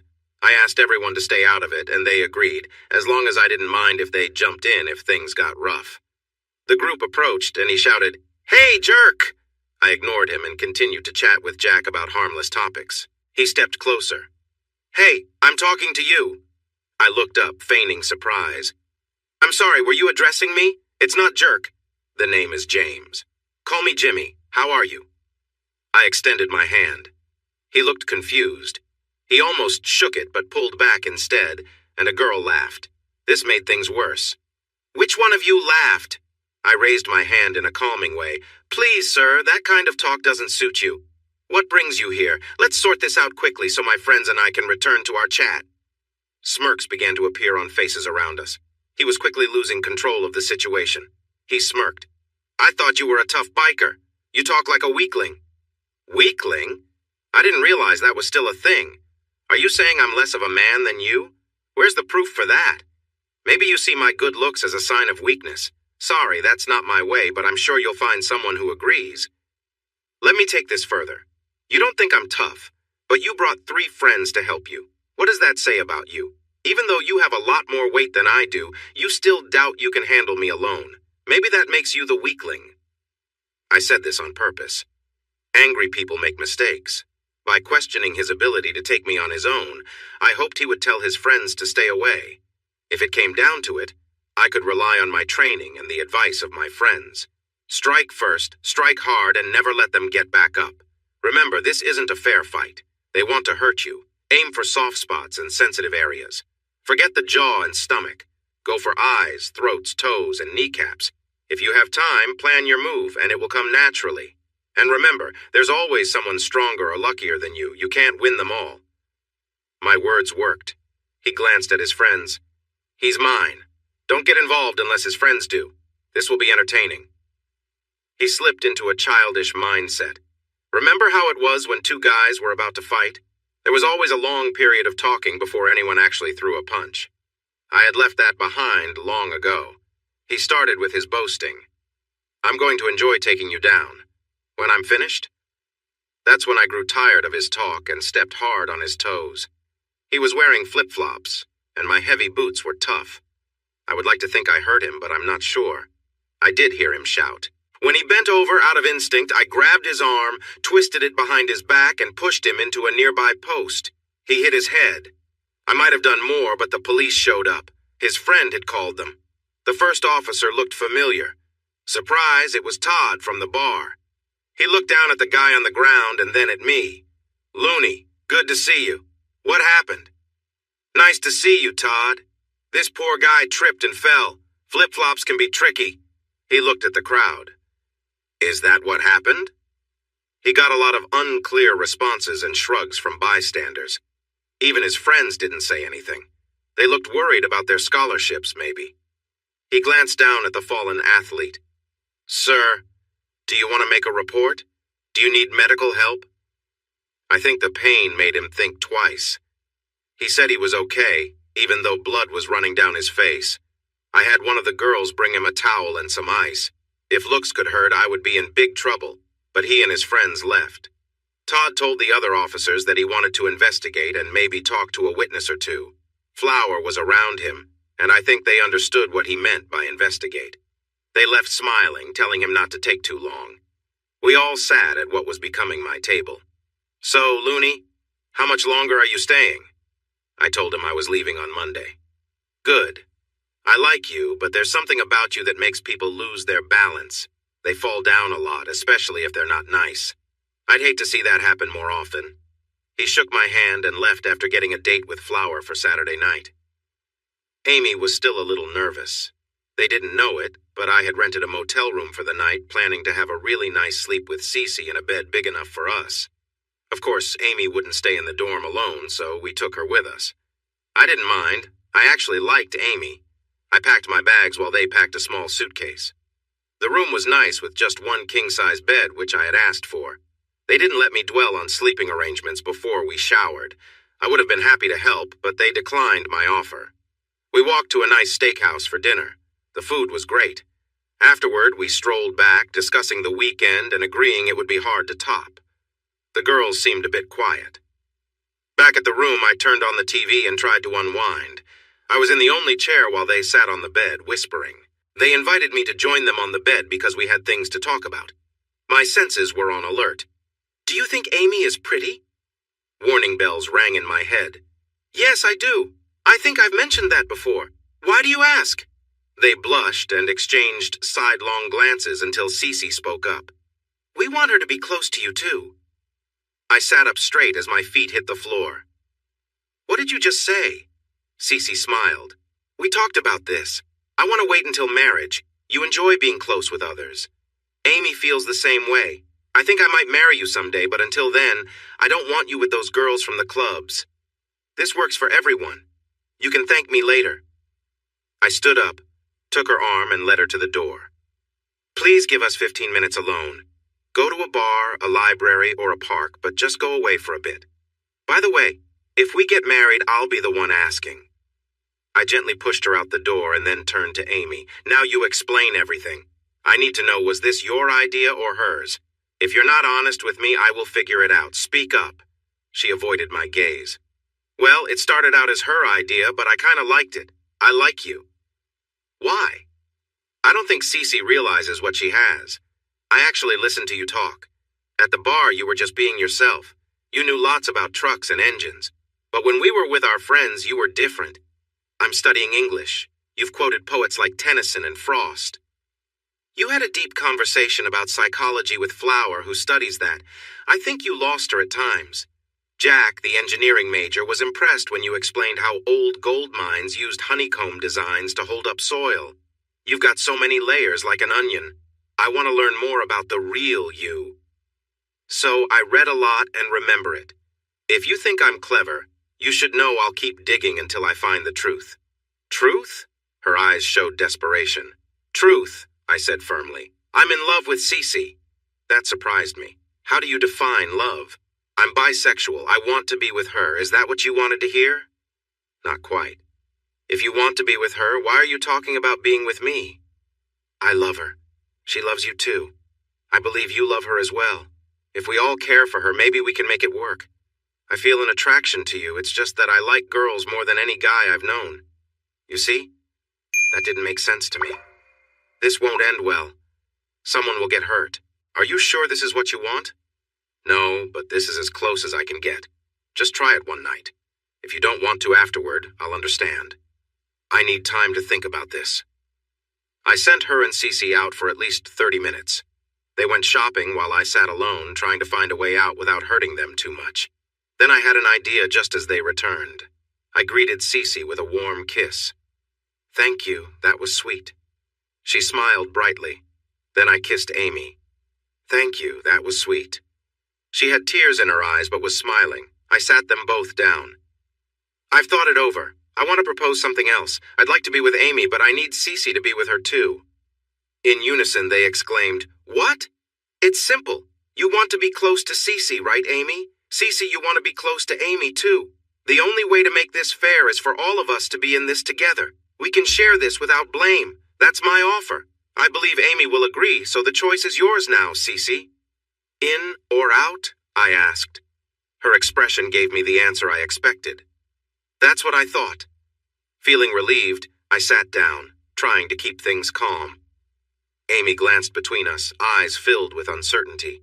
She seemed hopeful, and her gaze moved back and forth, waiting for a response. Minutes passed in silence. Then, with a quiet voice, she said, All right. Amy leaned closer, looking at her intently. All right, what? All right, I'll try it. But let's keep things simple, okay? No rushing into anything, she said hesitantly. This wasn't what I'd pictured, not even close. I hadn't thought she'd actually consider it. In my mind, she wasn't interested in anything serious with anyone yet. This idea of waiting for the right time and place was making things more complicated. But deep down, I cared about her a lot. Are you sure? I asked, secretly hoping she might change her mind. But I could see she was determined. I'd come to realize that once she set her mind on something, she would see it through, no matter how unexpected it seemed. Amy seemed overjoyed, her hopes finally within reach. Let's make this decision together, she said softly. Sometimes in life, there's a moment you look back on, knowing it changed everything. This felt like one of those moments. Years later, I could trace back so much to this exact point. Let's keep it simple, she added, and her calm attitude helped everyone relax. I took a deep breath and focused on the moment. There was something important happening, and I knew we'd remember this as a unique chapter in our lives. As I helped her out of her jacket, Cece looked a little nervous, her hands trembling slightly. We all shared a quiet smile, and I could see a soft connection between the three of us. Cece and Amy exchanged a quick, comforting look, and Amy placed her hands gently on Cece's shoulders, helping her relax. There was a calm, unspoken understanding in the room, a feeling of trust and closeness. It felt as if we were all learning together, taking things slow and letting each other know we were there no matter what. Amy whispered something encouraging to Cece, and they both leaned in for a warm, supportive hug. We were all a little uncertain, but there was something peaceful in just being there, sharing the moment. We took things step by step, never rushing, simply enjoying each other's company. As the night went on, the mood stayed gentle and kind. Cece gave Amy a reassuring smile, and Amy guided her, offering gentle words and laughter. It was a moment of mutual support, and we all felt the comfort of being with close friends who truly cared for each other. At the end of the evening, we settled into a cozy embrace, each of us feeling safe and valued. The connection between us deepened as we shared quiet conversations, laughter, and companionship that we would remember for a long time. It was a bit awkward at first, but she finally reached her goal. They cuddled for a moment. I think they even forgot I was there at times. I wanted to be part of it, but I think deep down I knew I was better off not joining in. Cece glanced at me, looking a little guilty. We forgot our boyfriend, and he looks like he could use some attention. I ended up in the middle on the bed. The rest of the night was a blur of kisses and close moments. Amy was playful with me while Cece was affectionate with her, and then they switched places. I found myself caught up in their warmth until we all fell asleep, tangled together from exhaustion. I usually woke up early and I found Cece resting on my shoulder with Amy curled up close to us. I quietly untangled myself and watched them enjoy each other's company. I took a shower, slipped out of the room, and grabbed breakfast from a fast food place. As I opened the coffee, Amy stirred and opened one eye. She looked at me and then at Cece, who had instinctively wrapped her arms around her. Amy took a moment to enjoy the feeling before leaning in to wake her. "Get up, love. Our guy brought us food and I'm starving." Cece was not a morning person. As she got up, she reached for her shirt but changed her mind and headed to the bathroom. Amy didn't bother getting dressed. She just started sipping her coffee. We had breakfast together with them naked and me dressed until Amy noticed my clothes. She quickly urged me to change. "What time is it?" I checked my watch. 8. "What time is checkout?" 11. "Then we better hurry." I had already showered, but they insisted I wash their backs and fronts. We rushed out of the room at 10:55. The ride back to the dorm was quiet. I don't think anyone knew how to start a conversation. Both girls skipped class to spend extra time with me, but eventually we had to face reality again. They both gave me big kisses, holding on tightly. Other students noticed. What do we do now? It was a big question. Cece seemed to have given it a lot of thought. It's simple. I love you. You love me. I love Amy, and Amy loves me. You and Amy need to learn to care for each other. Call us tonight so we know you made it home safely. As I drove down the mountain, I thought about my weekend. 2 little fights, 2 girls, new friends, and lots of fun. If all vacations were like this, I could see why people love taking them. Once home, I said hello to my roommates, called the girls, and we chatted for half an hour before I headed to my room and slept for 13 hours. In the following weeks, we settled into a pattern. I stopped working at the grill on Saturday nights. Until the term ended, I would visit them every other Saturday night. On alternate weekends, Cece would bring Amy with her, and we would have a weekend getaway together. Sometimes Amy would visit her mother, which left just Cece and me at home. They both believed this was a good idea since it gave us some time together. They saw each other all week, after all. The school term had ended. Cece returned home and Amy went to spend some time with her mom, who lived quite far away. Long-distance relationships are tough. We were getting ready to go back to our school routine, visiting Amy every other week, when something unexpected happened. One Monday afternoon after work, I received a call. "Jimmy, do you know who this is?" I recognized the voice right away. "Barb?" "Yes, it's me. I'm happy to think you remembered me. How are you?" "Getting older, bigger, and maybe not as handsome as before. How about you? Still beautiful?" I could sense her smile through the phone. Oh dear, time affects us all. While I was glad to hear from her, I wondered why she decided to call after almost 4 years. "How have you been? I heard about Bob. I'm sorry for your loss. I know you cared for him. How's Joanne? Still full of energy?" There was a brief pause. I thought she might have hung up, but then I heard her sob. Through her tears, she told me the news. "Joanne is not well, Jimmy. Her cancer has returned. It was too late when they found it. She has only weeks left, maybe just days. She wants to see you one last time to say goodbye. She mentions you often." "Where is she? When can I see her? Why didn't you call me sooner? This feels so unfair." "She's in the cancer ward at Baptist. You're on the family list so you can see her almost any time. Please go visit her." "Are you going tonight? Great, I'll be there in 30 minutes. We can go together." Barb seemed tired and down as she shared the rest of Joanne's story during the drive to the hospital. After our time together, Joanne married an accountant about 9 months later. He treated her well for a while, but then became distant. When she found out he was cheating, she ended it. Thankfully, her prenup protected her. Soon after, she learned her cancer had returned.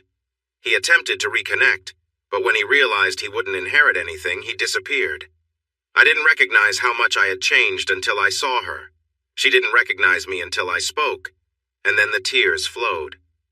"Jimmy, thank you for coming. I know I look terrible. Barb should have warned me. You know how we girls are about looking nice for old friends." I had heard how she looked, but seeing her for myself was shocking. She had weighed around 105 pounds when healthy, but now her weight had dropped to 75. It broke my heart, but I managed to smile. "It's all right. It's just good to see you." Would the nurses say anything? She broke down, reaching out to me. With an IV in each arm, I had to be gentle, but I hugged her as tightly as I could. I tried to share all my love with her in that moment. I'm sure the nurses see this often, but the picture of me in my work clothes, a biker shirt, and jeans holding this small woman with tears on my face would be something they remembered. She clung to me until she fell asleep. I laid her down, gently stroking her hair. Barb stood in the doorway, wiping her eyes with a tissue. We talked as we drove back to her house. "How much longer will she be in the hospital?" I asked. "They can't do anything more for her now, so she will be sent home on Wednesday." "Should she be alone?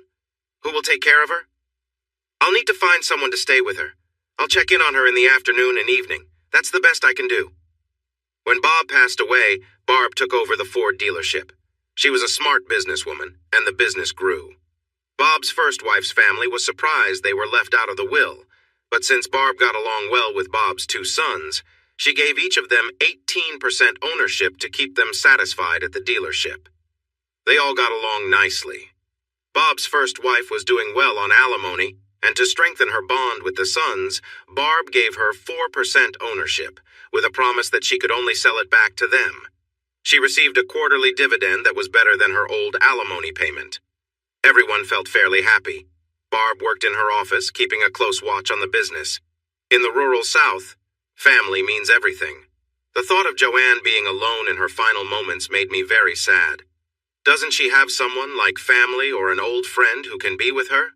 No, dear, she doesn't. No siblings, and her mother is unwell in a retirement home. There's no one. I decided to help out of love, not knowing how much it would mean later. I'll stay with her after my shift. I can be there at night. Just have someone here so I can get to work in time. I can't let you do that. You have your own life. She wouldn't want you to spend your time on her. I want to do this and you can't stop me. Please have the nurse help me tomorrow so I can make her comfortable, and come by to help get her settled. I'll take it from there. Barb later told me she was upset at first, but in the end, Barb said to her, "Look at how big he is. Do you think two women who aren't close to his size could change his mind? I think we're stuck with him." When I arrived, she greeted me with sharp words, asking me to leave the sick woman alone. I wasn't wanted there, and if I didn't go, she said she would call the police. I just smiled and asked the nurse to show me how to check her IV and organize her medicine schedule. "If you want me gone, Joanne, just get up and throw me out. And please, no funny business. I'm in a serious relationship, so don't try to tempt me." Barb and the nurse actually laughed. Joanne settled down, teasing me for being mean to someone who was sick, then jokingly suggested I make her some chicken soup for dinner. Barb told me it was the happiest she had seen Joanne feel since she got sick, so Joanne became a big part of my life for a while. I would come home, make her something light to eat, and we would talk or watch TV until she fell asleep. The nurse would help change her gown every morning and again just before I got home, brush her hair and add a little makeup. Joanne said she didn't need to wear certain clothes anymore since she needed help to use the bathroom. She joked that it was nothing I hadn't seen before, even making the nurse smile. I shared stories of my past with Amy and Cece. Amy thought it was sweet. Cece did not share the same view. I learned that Cece had a fear of illness and death. She visited Joanne once, shortly after I moved in. There was an awkward vibe between them, and she never came back.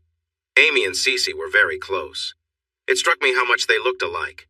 Maybe that was why I was drawn to Amy in the first place. The nurse told Joanne she didn't realize she had a daughter. They all found it funny, especially when Amy joked about how they hadn't spoken since Cece took her boyfriend, and then she kissed me. The nurse's reaction had them laughing hard. Barb stayed with Joanne every other weekend so I could spend time with my girls. As I mentioned before, Cece came from wealth. She never had to earn money, so she didn't truly understand its value. I came from a working-class family, but my parents taught me to manage money wisely. Amy was very poor, raised by her mom without any support from her dad, whom she had never known. She was in school on a full scholarship, working part-time to make ends meet. When Amy started living with Cece, she was shocked by how much Cece spent. Amy rarely went out because she couldn't afford it, but once Cece realized this, she insisted that Amy join her and paid for everything. Amy resisted at first, but eventually gave in to the pressure. Cece had a knack for getting her way. That summer, Amy struggled to find a job and shared her feelings with Joanne one night. The next day, she decided to have the nurse come in part-time, just for an hour in the mornings and afternoons to help with her medicine. She also gave her a nice bonus and moved Amy in. Amy wasn't happy about it, but Joanne said she would prefer having Amy around than me. If one of us had to leave, then it would have to be me, she said. We fell into a routine at home. I usually got up first to make breakfast, then I would wake up Amy. We tried to let Joanne sleep in, but she set her alarm clock and insisted on having breakfast with us. Much later, Amy confided in Joanne that she was worried she might leave before I got back, and all she wanted was one more chance to see me. I was facing some tough choices. If I didn't go back to school soon, I worried I might never do it. I applied and got accepted at Mountain State, starting as a junior, just like Amy. Cece had taken summer classes and was moving up to senior. I hadn't told anyone yet. I had saved enough for 1 year and a little more, hoping to find a job once I got there. Joanne held on until early August. As she started to fade, Barb came by every night. Hospice helped a few times. Amy shared all her feelings, trying to keep Joanne engaged for another day. When she revealed our first shared experience, Joanne smiled and said she had to thank both her and Barb for training me. Then, Amy told her the entire story about our relationships. She mentioned leaving her some special items, especially the paddles. For days, I noticed Joanne giving me strange looks. I came home one Thursday and found Amy crying in the kitchen. I knew then that things were serious. "She's going quickly," I said. I went to check on Joanne and saw she was unconscious and breathing very lightly. We called Barb and she arrived right away. All we could do was be there for her. Barb held one hand and I held the other. Just before she passed, Joanne stirred and looked at us. Hold me, my loves. I want to feel your love as I go." We leaned down closer, and with her last breath, she hugged us tightly. Her arms slowly fell back down to her sides. She lay there, her eyes unfocused but smiling as she left us. It was a moment I will never forget. I felt like I was in a daze during the funeral. Barb took care of everything. There were very few people at the service, just Barb, Amy, me, my family, and Joanne's former sister-in-law. Cece didn't come. Barb insisted we stay at the house until school started, saying Joanne wanted it that way. A few days later, she called us and said we needed to be at the reading of the will. At the lawyer's office, both Amy and I had to show our IDs, which they copied. I was surprised to see her ex-husband there, while Barb was present as the executor. The house was left to a cancer foundation. The furniture and home items were also donated to charity after some things were taken out. Her ex-husband received a certificate for a lifetime supply of health products, up to 12 a week from the local pharmacy. The woman my client had been with found out she was going to have a baby, even though her husband had a procedure to prevent that years ago. He stormed out of the office, angry and yelling at everyone around. It was Joanne's last joke on him. Amy and I received big yellow envelopes that we had to sign for. We were told not to open them until we were home with Barb. Barb also got one. Barb opened her envelope first. She was set to receive all of Joanne's jewelry, except for a special strand of pearls that Amy liked to admire. Those pearls were in Amy's envelope. Barb also received a fee for her role as executor, which she decided to give to a cancer charity. When Amy opened her envelope, she collapsed. Inside was a check for being with Joanne's that was about twice the amount a nurse would normally get. There were also 2 letters. One was for her to read alone, and the other was meant to be read out loud. She began to cry before she could finish the first sentence. I picked up the letter and read, "Amy, my dear, this is how I see you. You have shown me that my biggest regret was not becoming a mother. You have given me a taste of what I missed out on, and instead of resenting you, I find myself loving you even more. If I had a daughter, I would wish for her to be just like you.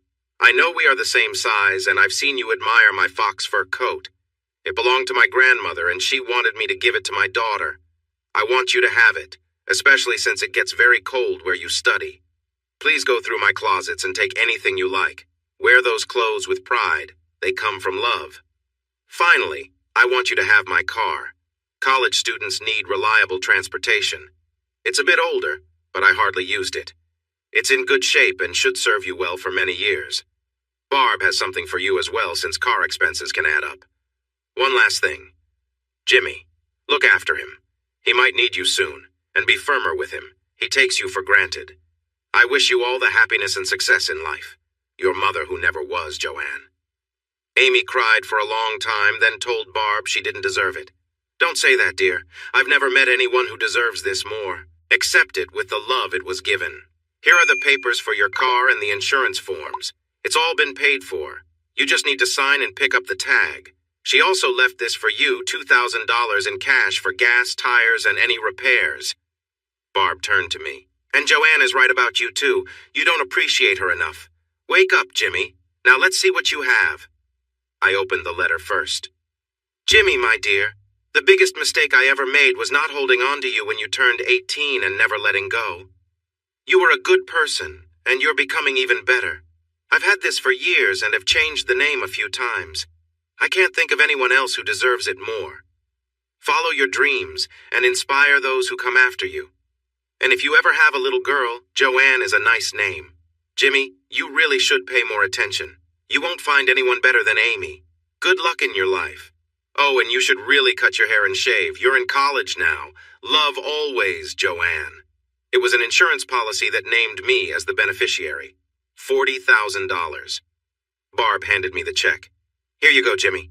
Go back to school and get your degree. Come back to us and help more good men come into the world. We always need them. I felt like I could not stand anymore and slid to the floor. Amy knelt beside me for comfort. Barb shared that Joanne wanted us to have any furniture we needed for our new apartment.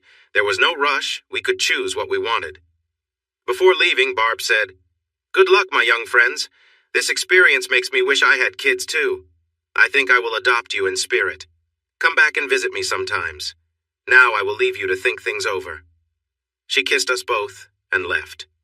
We sat on the couch, holding each other and crying, a mix of sadness, joy, and shock. For the next few days, we walked around the house, marking furniture and packing things up. After a bit of doubt, Amy went through the clothes, picking out jeans, a few tops, and some nice dresses.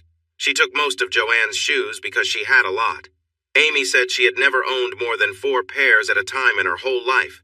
She even took a few evening gowns and one little black dress that looked great on her. We tried to involve Cece, but she wouldn't come inside. She said the house gave her chills. We kept collecting points for motel stays whenever we could. While we organized things, Cece was at her father's plant, busy with her internship. He was pleased to have her around, but kept her very busy, which made visiting her trickier. They say when it rains, it pours, both good and bad. When I put in my notice at Glib, I was told to see HR before making it official. Beverly, Joanne's former sister-in-law, was the HR director. She and Barb had helped return Joanne's ashes home and scatter them in the ocean. She often said that was her favorite memory of California. "Jimmy, we really hate to see you leave. You have been an excellent employee, and we have considered you for promotions several times. However, you've made it clear that you want to finish your education, so we've supported you. Remember when we first hired you? I mentioned scholarship opportunities. I'm happy to tell you that I can offer you this." She handed me a notification that I had been approved for a full scholarship to any state university I wanted to attend. If I maintained a 3.0 grade average, it would automatically renew for another year. You deserve this. Some people in management were unsure about you because of your appearance, but your community college teachers were really impressed and spoke highly of you. You have a great work history, and all your co-workers confirmed you are a good person. They felt proud that one of their own was being considered. Strangely, it was the way you supported Joanne, who was almost a stranger to you then, that made the difference. She noticed how I looked. Oh yes, remember this is a small town. People talk. So here I was. Thanks to Joanne and my careful spending, I had $53,000 in the bank, and besides my living costs, I didn't need to touch any of it for school. I had 2 wonderful friends who cared for me and each other. Life seemed great, but it could get even better. One day, Barb called me to invite me to lunch because she had something important to share. "Jimmy, drive your car. I run a successful business, so don't arrive on your bike. People notice." My car was older but well taken care of. I would have preferred to ride my bike, but I did what she said and arrived right on time. She probably surprised her staff when she greeted me with a big hug, pulled me into her car, and drove off. We had a nice lunch, but she wouldn't tell me anything, saying she had something to show me in her office later. We chatted about school, Amy, and the furniture we were moving into our new apartment. No more dorms for Amy and Cece. She shared stories about her life, explaining how running a business was tough but rewarding after spending years as a stay-at-home wife. She had a new boyfriend who was a bit younger, and she smiled while mentioning it. Holding my hand, we walked into her office. Once behind her desk, she switched to business mode. I was impressed. "Jimmy, how are you planning to get the furniture to college?" "Well, I thought about renting a big truck to make it easier in one trip. I have friends up there who can help unload." "No, I have several used cargo trucks available. We'll get a dealer tag for one so you can use it until you're finished. That's sorted. What will you drive while in school?" This was tricky. I had promised my sisters my car since 2 of them now had their licenses, and Dad needed an extra vehicle. "I can ride my bike most of the time. When it gets really cold, I'm sure Cece or Amy will give me a ride." I wouldn't want to ask for one of their cars. Cece had a fancy little car and was very careful with it. As for Amy, Joanne's old car was a recently purchased convertible. She wouldn't let me in without cleaning up first. It was her very first car. It took her 3 tries to leave the driveway because she kept getting upset whenever she got inside. "I was thinking about looking for something. Do you have any good deals?" She smiled. "Why don't we go see if there's anything that would work for you? I'm sure we can find something." I expected her to hand me over to a salesman, but she walked right past them. She led me to a truck, a 4-wheel drive Ford that looked almost new. "What do you think of this one?" It looked great, but pricey. "I love it, but I can't afford it. I have a little money, but I want to be careful with it. You never know, right?" "Oh, I think I can give you a good deal. How does $86 sound?" "What?" $86. That covers the tag fee, tax, and title work. The truck is yours. Come into the office and I'll explain everything, and please close your mouth." She shut the office door. "Part of my letter from Joanne asked me to watch over you. I told you a long time ago that I would help if I could. The truck is 5 years old, a trade-in from one of our regulars. It has 40,000 miles on it, and the owner just used it to take his boat to the lake. I had it checked, tuned up, and I put new tires on it. This is a gift. Please don't refuse. It won't hurt me. Say something." I'm speechless. "You know I would still love you even if you didn't have money. Thank you." I walked around the desk and hugged her. "You and Joanne have set some really high standards for me when it comes to women. I don't know if I'll ever find someone like that." She looked at me as if I were foolish. "That's not true. Haven't you noticed the girl who keeps following you around? Wake up, Jimmy. Now let's sign some papers. I already had the mechanic put your tags on the truck." I had a great vehicle. Amy had a nearly new car, and while we weren't rich, we were doing better than before. We found a nice apartment not far from campus and had some lovely furniture for it. Life was getting better. Before we left, I stopped by Joanne's house. I went alone at night. We had already given the keys back, so I stood by her favorite flower bed. I took a small amount of her ashes from the urn and spread them there. I couldn't stand the idea of her being completely gone. To honor her last request, I had cut my hair and trimmed my beard very short. As I scattered my hair around the bed, I said my goodbyes. "Thank you, Joanne. I love you. Goodbye." It might seem silly or sentimental, but it made me feel better as I drove away. Well, here I was, Joe College.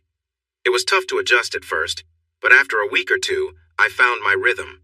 It was easier because I didn't have to split my time between school and work. I decided not to work during my first year so I could keep my scholarship for the second year.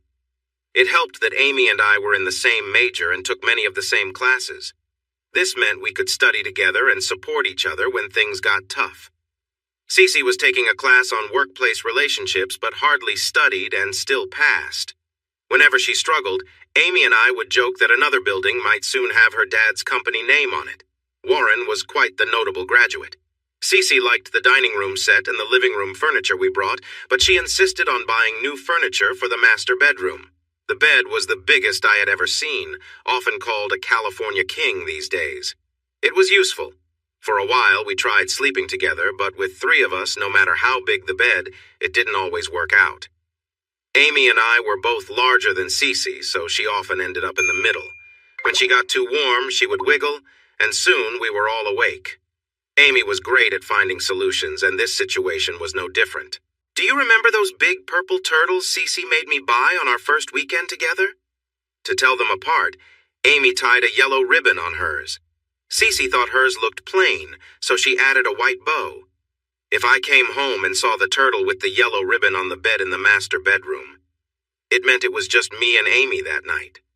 If the turtle with the white ribbon was there, it was just me and Cece. If neither was there, it meant we were all together. If both turtles were on the bed, I took the second bedroom to sleep alone. There wasn't a set plan, but it usually worked. Sometimes having 3 people around can be a bit much. Cece was a bit grumpy with us in the beginning. We figured it was from the new living situation. It's one thing to see someone every few weeks, but living with them is different. Amy and I had little trouble thanks to the prior weeks of living together while we helped Joanne. I was usually the first one up. Most of our classes started around 9, so I had time to shower and make breakfast before waking the girls. Amy could cook, but her options were limited. Cece didn't cook and wasn't interested in learning. My experience as a cook was useful, and I enjoyed trying new recipes. Many college students don't cook much, so when word spread, thanks to the girls, I had to make extra food because friends would often drop by in the evenings. If they didn't, we had leftovers. I rarely had to wake Amy. As soon as the coffee brewed, she was up. Over the years, I often thought that if I could create an alarm clock that smelled like coffee instead of beeping, I could make a lot of money on college campuses. She would have her first cup of coffee, and then we would wake Cece up. She was not a morning person. We usually rode together, but after she made us late a couple of times, we told her to either leave with us or drive alone. After that, she was mostly ready on time. The big event, as Amy called it later, happened on a Friday night just before Thanksgiving. Amy and I were alone when Cece walked in. We stopped for a moment, but she told us to keep going. She watched as I helped Amy feel happy, then went back to her room. The next morning at breakfast, Cece told me to take a nap when I got home. Why would I need a nap? I asked. Because tonight is the night I want to start a new chapter in my life. I want you to be well rested so I have a good experience. Amy stopped eating and said, "Huh? You heard me. I'm tired of feeling left out. I've decided to marry Jimmy so it won't be like I'm giving away something my husband won't have." I had never mentioned marriage. We had our whole lives ahead of us, and while I cared for Cece, I wasn't sure if marriage was in my future. CE, I haven't asked you to marry me. I'm not making any big decisions until I graduate, and that's still almost 2 years away. You haven't, but I have time to change your mind. I know you'll come around, especially after tonight. Amy went quiet. I didn't notice then, but Cece had just told her that her time was limited. I also forgot how competitive those two could be at times. Cece was just being herself, confident and sure, always getting what she wanted. The idea that someone might stand in her way was not an option for her. We went to school in separate cars because Cece had a late class. We usually rode together in my truck. For some reason, Cece was envious of Amy's car. Before, we always took the Mercedes and Amy sat in the back. That day was the first time I saw Amy really stand up to Cece. They decided to take turns driving, and when it was Amy's turn, Cece refused to sit in the back. "We're too big for the back seat. Why don't you let Jimmy drive?" Amy said. "No way. This is my car, and nobody drives it but me. If you don't want to ride in it, drive yourself." Cece was taken aback, and I had to turn away to hide my smile. In the end, I sat in the back seat. When Cece drove the next time, Amy surprised her again by refusing to sit in the back. "If you're too good to sit in the back of my car, then I'm too good to sit in the back of yours." This meant I was always in the back, and the mood was chilly during the ride. I figured out a way to solve this after about 3 weeks. By then, it was cold, so I would go out and warm up whatever car we were driving that day. That Monday, I warmed up my truck. Just before we went out, I shared my thoughts with them. "I'm really tired of arguing about cars. From now on, we will use my truck. This way, neither of you will drive and everyone can sit in the front. One day, one of you will sit in the middle and the other will take turns the next day. If this doesn't work for you, let me know now, and I'll start driving alone." They both looked surprised. Amy was usually easy to get along with, and CE was just starting to understand that I had limits. Amy smiled and said, "Thanks, I want the middle seat," and then she left. CE looked at me for a moment before also smiling. "Sometimes I forget how clever you are. Thanks." So I drove my truck while their fancy cars stayed parked in the driveway. But it kept things calm. From the time we began living together, I made an effort to treat the girls fairly. I remembered reading somewhere that having 4 wives could lead to more balance since one would be lonely, 2 would argue, and 3 would team up against 1. But with 4, the balance would shift and keep everyone happier. 4. It made me think about how much trouble that might cause. I turned to Amy. What do you think about this? At least she was straightforward. I don't know. It's about time, I guess. But I liked it when it was just our thing. Now I feel like I'm being left behind again. That surprised me. Haven't I always treated you both the same? The only difference is that she has more money, and I haven't seen any cash spread around when we're together. Plus, she might not be what you think, and when she gets comfortable, you can show her your interests. That made her smile. Joanne had kept her promise and left Amy her special box. At first, Amy was shocked, but then she started exploring new things we could enjoy together. She kept some things hidden away because she didn't want CE to see them. She told her it was just a collection of memories from Joanne, and she wanted to keep them personal. That afternoon, on the way home, Amy mentioned she would be spending the night with friends from her old dorm. I think the first time should be private between close friends. Be nice, Jimmy. Cece and I had a quiet dinner when we got home. Amy kissed her goodbye and left. CE looked at me. I need some time to myself. Why don't you go out for a drink? But just one. I want you to be alert tonight. I went to the Black Dog, a place I frequented when I first moved there. They didn't recognize me at first because of my new haircut and shorter beard. When they finally realized who I was, they warned me that the person I had an issue with was talking about settling the score if I ever came back. Sure enough, a couple of weeks later, we found ourselves at the bar at the same time. There's always someone who likes to cause trouble, so I got noticed pretty quickly. When he walked my way, I stood up. The bartender advised me not to start any fights and suggested I take it outside if I had to. He stopped a few steps away from me. We need to talk, buddy. To his surprise, I agreed. Do you want to do this here or outside? What do you mean? Do you want to settle it inside or in the parking lot? If it starts here, I'm only paying for half the damage. Or we could stay inside and talk it out. If we fight here, everyone would think I caught you off guard. But if we go outside and I knock you down, they'll know the truth. I could see he was thinking it over. If you do beat me, I'll be back. I won't give up until I win. Every time I come in, there will be a fight. I've got a lot of tricks, and eventually, I will win. Or we could do this another way. I'll say I'm sorry and we can shake hands. You'll tell everyone that I apologized, and it would be better not to fight someone like me. You'll still be seen as tough, and if people think I'm a little odd, they might leave me alone.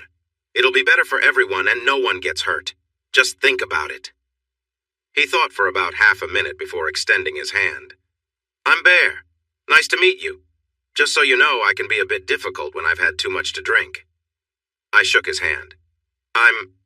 He laughed. I know what you're called. Loony. What else would you call someone a little strange? We sat down, and I told Bear I would buy the first round. The bartender said since we hadn't caused any trouble, our drinks for the night would be on him. 4 hours later, they carried Bear out and called Amy to come and get me. A few weeks later, Amy was with me when Bear came in. She marched up to him and scolded him for letting me drink too much. He laughed, lifted her up, and kissed her cheek, saying, Okay, if you can handle that guy, I'm a bit worried about you. From that night on, whenever Bear started to act up, Amy would pinch his cheek and start to lecture him like a child. He would always calm down. Everyone thought it was hilarious, but no one laughed in front of him. I came home to candlelight and soft music. CE was wearing a lovely blue outfit, my favorite color. There was a half-empty bottle of wine and glasses on the table. I picked up the wine and looked at her. She blushed and said that even though she didn't want me to drink, she felt nervous and needed to relax. I wanted to make the evening special, so I focused on her, doing little things I knew she enjoyed. Just as I was getting ready to do more, she gently held my head. You've had your fun with the snacks. Now it's time for the main event. Go slow and be gentle, but take charge, please. And I did my best. I tried to take my time, but CE was eager, and suddenly she pushed forward. She let out a small gasp and stayed still. Later that night, we lay close, enjoying each other's company. There was a warm sense of closeness as we relaxed together. Afterward, I cleaned up and we drifted off to sleep, feeling a deep peace and connection. The next morning, Cece woke up early. We spent some quiet time together sharing our plans for the coming days. Cece mentioned wanting to take things slowly and thoughtfully, hoping to keep our connection strong. When Amy came home later, she joined us, and we spent time talking and relaxing. Amy helped Cece get ready for the day, and they spent a while in the bathroom chatting and laughing together. As the Christmas holidays approached, our lives got a bit more complicated. Cece wanted Amy to spend part of the holiday with her family while also spending time with us. We decided that Amy would spend Christmas Day with her family, while I joined Cece's family for Christmas Eve. Though it was a little awkward at times, her family was welcoming. Her mother liked my new haircut, and her father asked me about my plans after graduation. I explained my goals, and he seemed thoughtful, mentioning that teaching was a meaningful path, though not always easy. After Christmas, I visited Amy's family, where her mother warmly welcomed me. I stayed for a couple of days, and Amy was glad for the company on the drive back, as she didn't like driving long distances alone. We decided to wait until we were all back together to exchange gifts.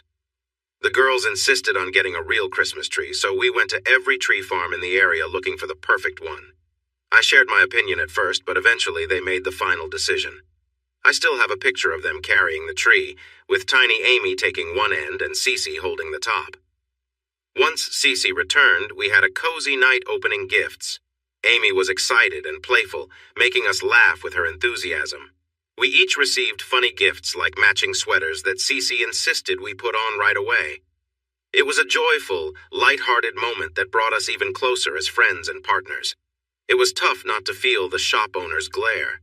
They promised to wear the special items under their dresses for the New Year's Eve party we were invited to. It was a bit exclusive. I got the invite because of my high grades, and Cece got in because she was well known. Amy was going with me as my date. I had one more surprise for them. We all spent the night together, and as usual, I woke up first. I had bought 2 stockings and placed them on the tree while they were still asleep since we didn't have a mantle. I decorated them with glitter and wrote their names on them. A friend of mine from the bar was really into rocks, and he had taken me on a few trips to find some nice stones in our area. I had 2 emeralds cut and mounted with small citrines around them. The citrines were light yellow, which made the rings look like flowers. I had them sized and put in the stockings, along with some small candies and fruit. I wasn't sure how much they would cost in a store, but we found a small treasure of gems. After sharing with the landowner, we still made a good amount when we sold them. I used my stones to make the rings, and I had some money left over. As usual, Amy woke up to the smell of coffee. While she was filling her cup, she noticed the stockings. I told her it was an old family tradition, but she couldn't have hers yet because it was part of the fun to wait for the others to wake up. She opened the bedroom door and started bustling around, turning on the TV and radio and singing loudly. A few moments later, Cece stumbled out, wondering what all the noise was about. "Oh, good, you're up, honey. Would you like coffee before or after we check our stockings?" "What stockings?" "The ones Santa must have left on the tree. Look, it even has your name on it." That caught her attention. Soon, candy, fruit, and nuts were spread all over the dining room table. They giggled as they admired their spa certificates. Amy was the first to discover the treats. She pulled out a wrapped box and examined it closely.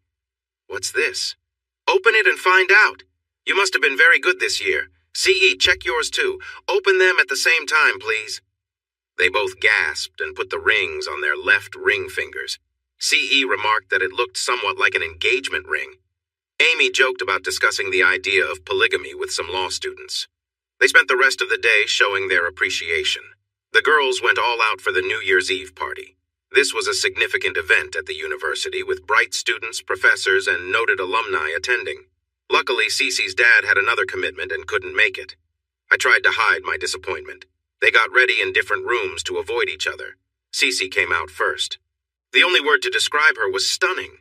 She wore a long, shimmering green dress with a daring split up the side and thin straps holding up the bodice. Her black hair was styled high, and she wore black heels that made her look tall and strong. But then there was Amy.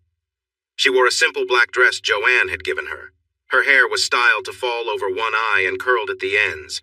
She had pearls around her neck, matching earrings, and her new ring. She also had a lovely coat draped over her shoulders and wore very tall heels.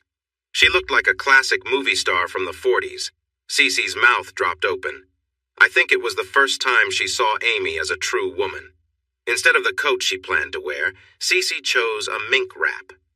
As for me, I wore a new gray pinstripe suit with a vest. My grandfather's gold railroad watch was tucked in my pocket, the chain resting on my vest.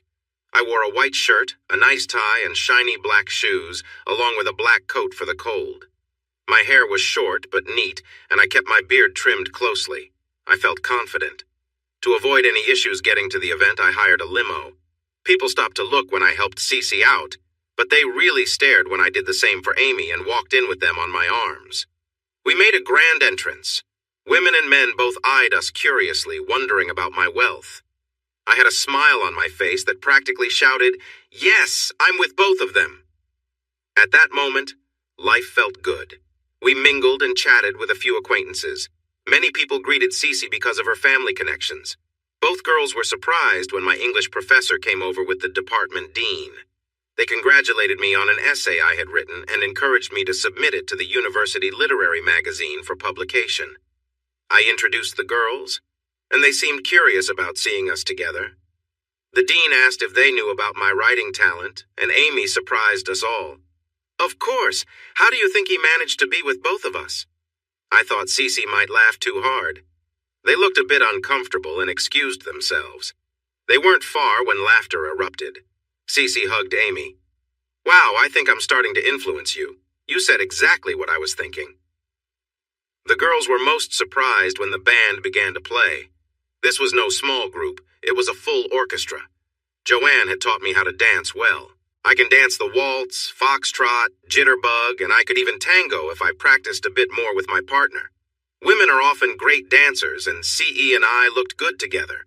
But Amy really stole the show. One of the few nice things she had growing up was dance lessons. I learned that her mom cleaned the dance studio to pay for them. After a few dances, we moved smoothly across the floor. I even convinced the band to play a tango.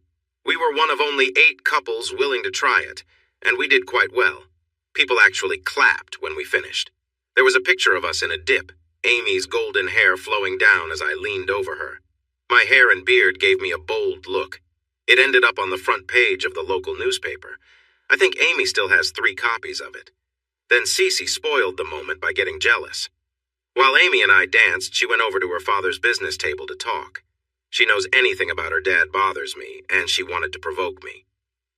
After we finished dancing, Amy and I waited for her to join us.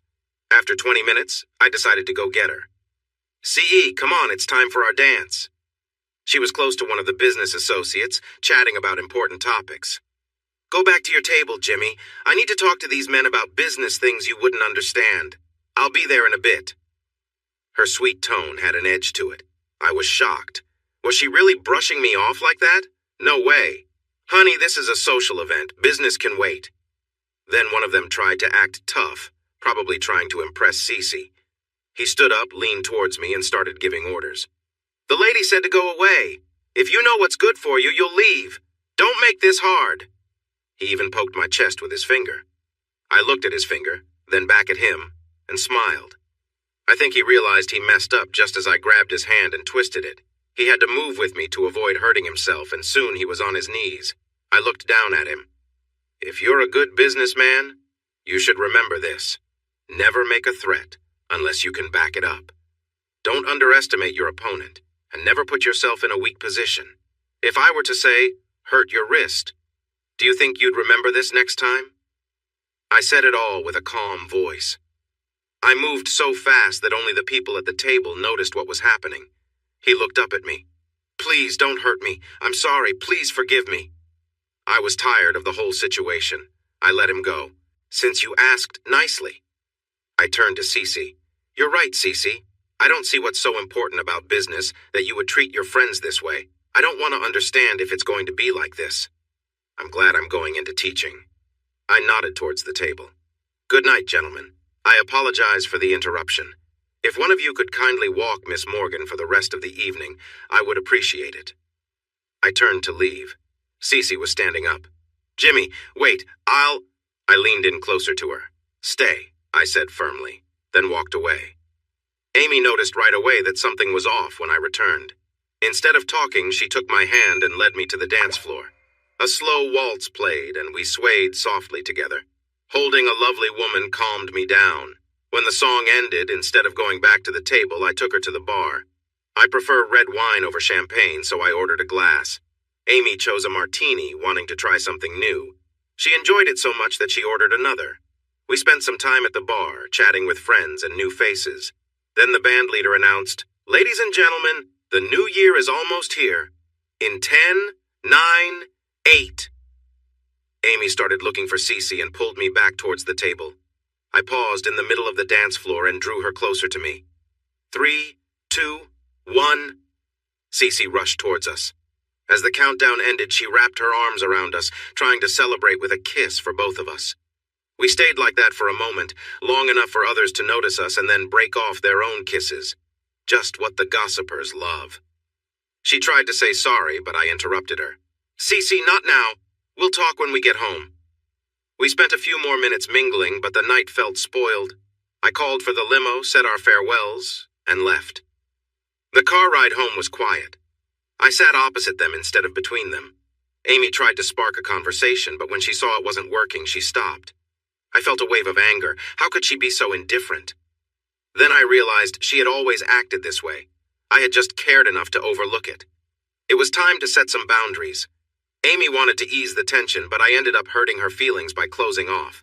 So, we all felt upset when we got home.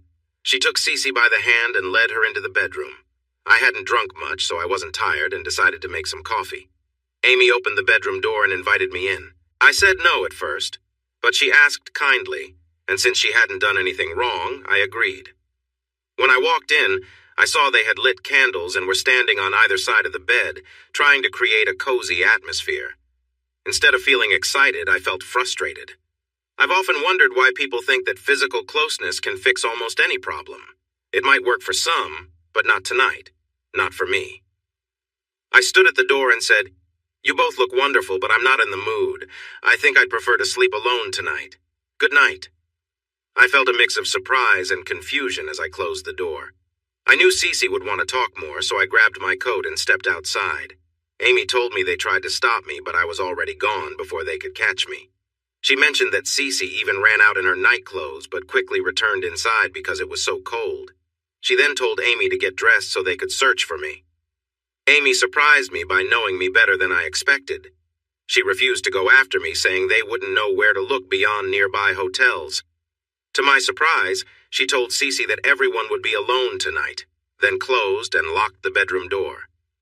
She held out for an hour before giving in to Cece's requests. If they had checked the motels, they might have found me. I had a friend from the Black Dog working the night shift at the Comfort Inn, and he had a room available. I paid in cash, parked my truck where no one would see it, and actually managed to get some sleep. Amy was the first to find me. They went in different directions, but agreed to check back at our apartment every hour. This was before cell phones were common. I was at a small diner when Amy spotted my truck. I saw her through the window and wondered if she would come inside. After a few minutes, she made her choice and walked in carefully. I sensed that if I startled her, she might turn around and leave. She slid into the booth, looking uncertain. "Want some coffee?" I asked. She nodded, and I called the waitress over. After she got her coffee, she leaned back, looking a bit more relaxed. "I'm sorry, Jimmy, we should go." I stopped her. "Why are you sorry? You haven't done anything wrong. I was trying to get away from the situation we're in, the whole thing with Cece. It can't last like this, Amy. Cece is graduating soon, and then she'll be gone. Trust me on this." Tears ran down her cheeks. "You're wrong. She'll never leave us. She loves us. We cried all night, Jimmy. We couldn't sleep. Please come home. We'll figure this out. She promised to change. You'll see." I held her hands gently. "Amy, she won't really change. She's set in her ways. I believe she loves you. I believe she loves me too. But I think part of her attraction is that we are something her father wouldn't accept, and living together complicates things even more. But even if she leaves, I will always care for you." She pounded her hands on the table. The waitress noticed, but I waved her away. She won't leave, you'll see. She loves us. She'll always love us. You're mistaken, Jimmy. Please come home. Everything will be better. As I sat there holding her hands, I realized two things. Amy cared for Cece more than she cared for me, and I probably felt the same way. When Cece eventually left us, it would hurt both of us deeply, so we went back home. Cece felt sorry for how she acted. She said that a mix of too much drinking and jealousy made her feel bad. She thought Amy and I looked so good dancing together that it hurt, while she felt awkward and out of place. We talked until we were too tired to continue. We all agreed to communicate better about our feelings. After a few kisses, we made up, and when it was time to sleep, we all shared a bed, but no one was in the mood for anything extra. For the next few weeks, things were quiet at home. As spring came, our spirits lifted. We wandered through parks, went hiking, and joined a mixed softball team. Cece and Amy were a fantastic pitcher-catcher duo. I played as a center fielder and was okay, but we ended up as the league champions that year. I have a picture of Cece and me holding Amy on our shoulders with the trophy raised high. Our next big disagreement happened during spring break. Amy got a job as a tutor. She taught English to freshmen who were struggling. Most of them came from wealthy families, and this was their last chance to pass. Some of them were athletes worried about losing their scholarships. They felt a lot of pressure. Even with this, Amy was strict and didn't let them off easy. There were some complaints, and a few tried to bully her with their money and threats. So I decided to become a tutor too. The English department valued both of us, and I had gained a good reputation with the dean. I ran into him on campus 2 weeks later, and we exchanged greetings. It seemed like he wanted to ask me something. Finally, he spoke up. "James, those two lovely ladies at the party with you, one of them was Warren Morgan's daughter, right? Is it true you share an apartment?" I nodded. "And the pretty blonde, does she live there too? How well do you know them?" "Just a friendly relationship, sir. Good morning." I wished I could have taken a picture of the shocked look on his face. Cece was not happy about us tutoring at home. She felt it took away from our time together. I tried to explain to her why it mattered to Amy. "Cece, when you need money, where do you go?" "I go to the bank." "And how does the money get there?" "Daddy puts it in for me." "What if you didn't have a dad to do that? How would you get money?" She shrugged. "I guess I would get a job." Exactly. Amy doesn't have a dad with lots of money. She has to earn everything. That's why she tutors, to make her own money. We need to support her. But if she needs money, why doesn't she just ask us? She knows we would help her. She has pride. She's already sensitive because she can't pay for her share of the rent or groceries. She just wants her own money. Amy was sensitive about this. Thanks to Joanne, she had enough for the essentials this term, but anything extra she had to earn herself. Her mom wanted to help, but she was managing on her own. Amy told her she had saved enough money over the summer to handle everything she needed. One thing that made a difference was the thoughtful Christmas gift she gave to Barb. Amy had written Aunt Barb on the tags, and it surprised Barb in a nice way. Barb hadn't expected any gifts, which made her feel special. It embarrassed Amy a little because she hadn't prepared anything for Barb. The best part was a warm phone call they shared, which lasted almost an hour. After that, they started to chat regularly, about once every couple of weeks. They grew closer because Amy felt comfortable sharing her feelings and thoughts about her life with Barb. In late March, Amy even visited Barb. When she returned, she showed me a card Barb had given her. With this card, whenever her car needed servicing, all Amy had to do was show it, and the costs would be taken care of by Barb. I called Barb to tell her how much I appreciated this kind gesture. She scolded me for not joining Amy on the trip and had a serious talk with me about how I treated her. "Stop treating her like a child. Treat her like an adult publicly," she said. Looking back, I realized she was right. We often viewed Amy as the younger one in our relationship and acted accordingly. With spring break approaching, we all decided to go to Jekyll Island in Georgia. We had planned this trip for months. The place was beautiful, and back then it was quite affordable. Amy was saving her tutoring money for the trip. She was incredibly excited, especially since she had never seen the ocean. Then, 2 weeks before we were supposed to go, Cece announced she couldn't make it. Amy pleaded with her and begged her to change her mind, but Cece insisted it was a family matter and she just couldn't go. I was frustrated and decided to have a serious talk with her.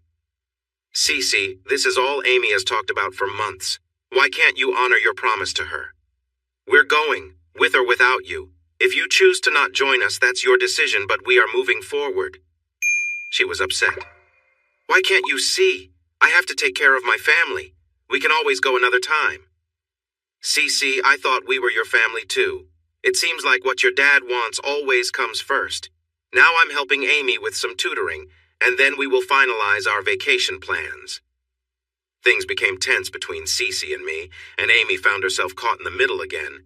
Amy even suggested we postpone the trip, but I lost my temper.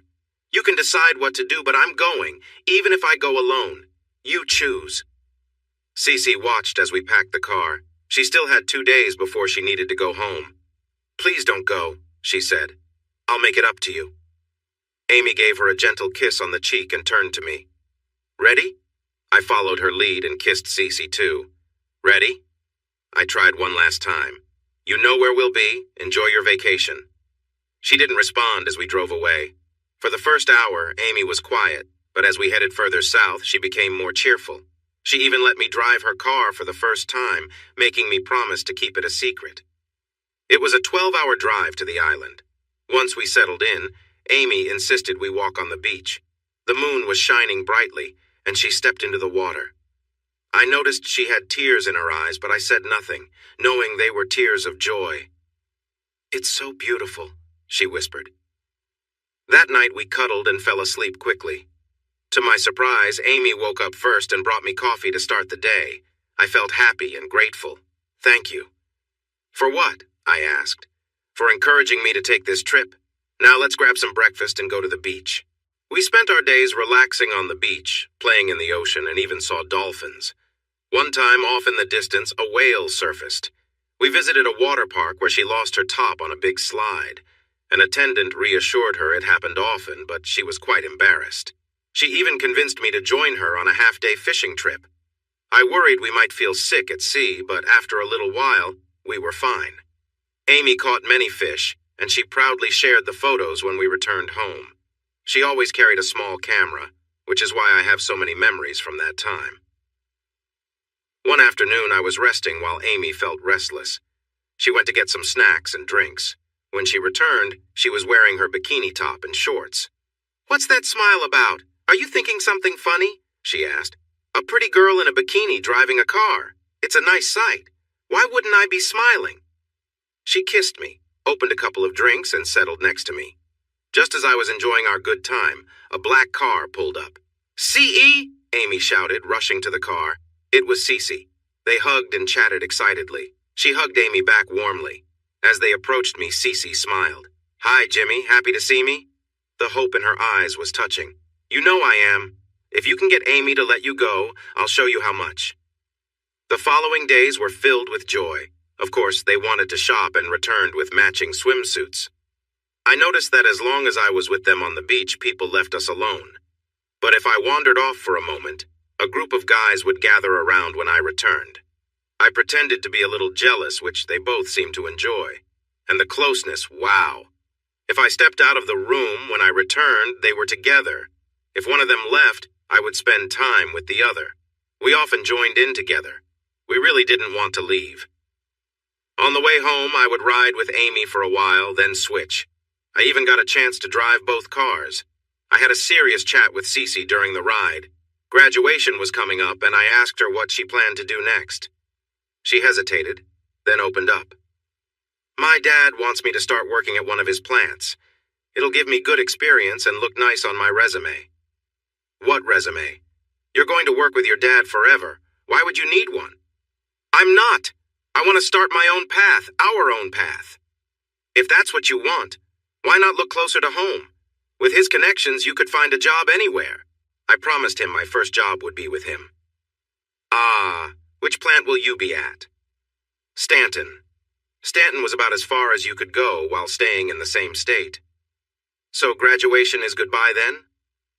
No, we'll still see each other. It will be like during the summer. We can be together every few weekends. Or you could come with me. I can probably find you summer jobs. She knew we had already signed up for summer classes. She understood we wouldn't go. When do you plan on telling Amy? Soon. You see to it. I want as much time as I can get to prepare her. It will be hard for her, you know. It's not the end. I promise. Why? Are we a backup plan? I notice you haven't mentioned marriage in a while. Are you ready to meet the guys your dad has in mind for you? She went silent. Please don't say anything else for a bit. I changed cars and Amy noticed I was quiet. What's wrong? Just tired. She held my hand for a bit, then leaned the seat back and fell asleep. Things felt more tense as graduation drew closer. Cece finally told Amy about her job. Amy cried on and off until graduation day. Graduation came. We cheered when she walked across the stage. There were hugs and cheers all around. Mom and Dad kept a close eye on her, reminding her to be safe at the parties. Her mom hugged Amy while her dad stayed quiet. We all celebrated, but the next week she had to leave. I knew in my heart it would be the last time we saw her as a close partner. Amy cried for 2 days before she left. She called every few days for about 3 weeks. We planned to visit her new apartment, but she suggested meeting in our old hometown. She said it would be more convenient for us all. We did meet, but it felt different somehow. Amy and I managed to see Barb while Cece dealt with family matters. She took us out for lunch. I hardly got a word in. She had married her partner. She seemed happy and content with her life. When she showed Amy a picture of a 9-year-old girl they were trying to adopt, they both cried. When you visit next time, you can meet your cousin June. She should be home by then. Tears began again for a woman who deserved to be happy. They teased me when my eyes got watery. She became very quiet when Amy mentioned Cece. She wanted to say something, but stopped. When Amy showed her the ring I had given her, Barb looked right at me. It would make an interesting engagement ring, don't you think, Jimmy? Something had changed between my family and Cece. The support from them seemed to have faded. They still cared for Amy, though. Several times my mom and older sisters looked like they wanted to say something, but they held back. Cece seemed distant. The affection felt forced, just a routine. Amy noticed it right away. What's wrong, honey? You don't seem very happy to see us. I'm just tired.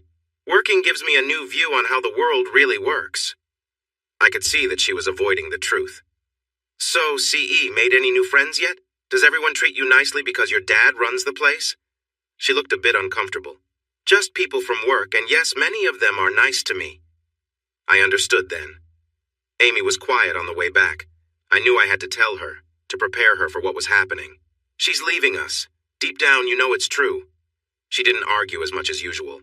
She's just tired. She'll be fine in a week or so. She called once in 3 weeks, then again after 2. Her calls were always short. She sounded so worn out. It was tough for her, and she wasn't enjoying it. Another 2 weeks passed. Amy was getting more anxious. The new school term was about to start, and suddenly I really wanted to talk to Cece. I called her workplace, and they said she had left early. I tried her home twice. The second time, a man answered. Hello? I'm sorry, I must have the wrong number. I hung up and called again, but it was the same voice. Sorry, I must have written it down wrong. Is this 5,355,353 inches? You have the right number. Who are you trying to reach? Cecilia Morgan? Yes, that's the right number. You must have been the one who called earlier. She let it go to the answering machine. She was going to call you back. We were busy just then. She's in the shower. Want me to have her call you back? His cheerful tone felt too casual. No thanks. Just have her call Amy and tell her the truth, and that Jimmy said goodbye. I decided to take a long bike ride.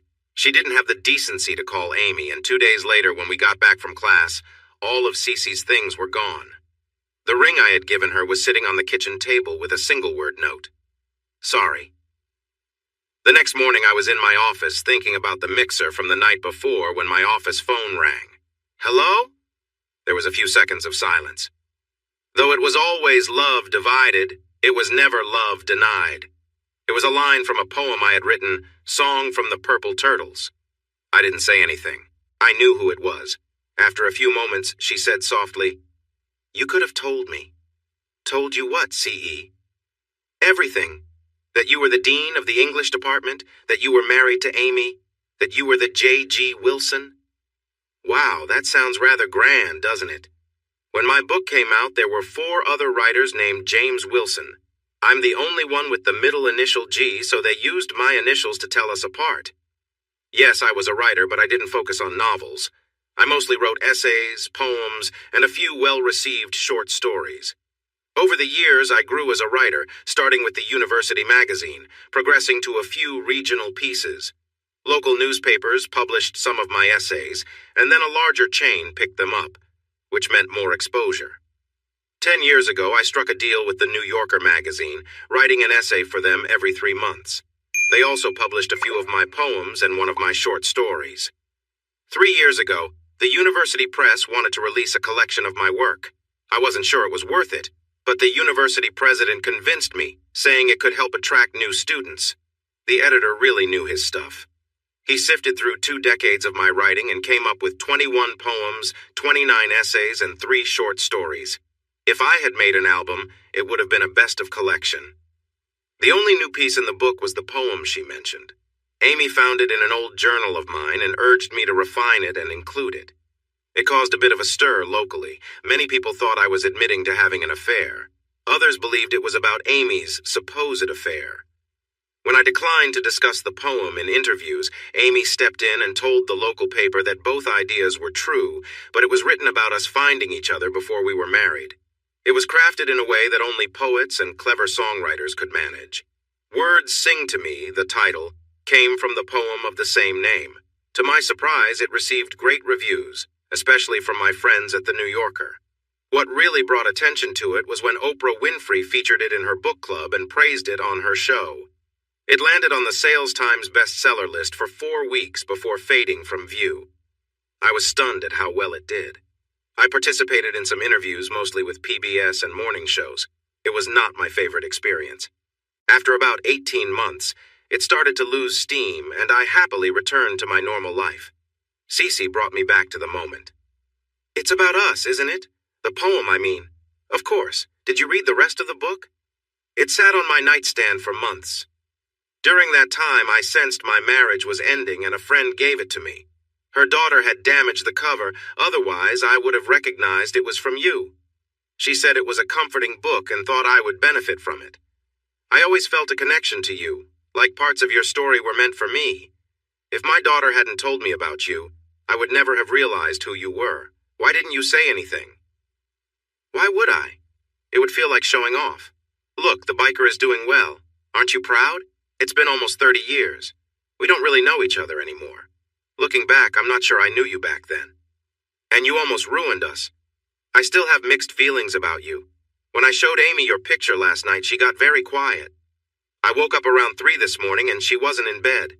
She was on the sofa, crying.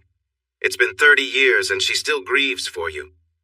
I could hear soft cries, a faint, "I'm sorry." It was hurtful the way you left us. Amy fell into a deep sadness. She should have gotten help, but back then we didn't know how to ask. We were broken. It went from being a happy family to just pieces of a shattered whole. Amy left too. She was gone for 8 weeks before she came back. It took a long time for us to find happiness again, but we did work through it. I need to call her and apologize. I'll do it today. She was crying hard and struggling to speak.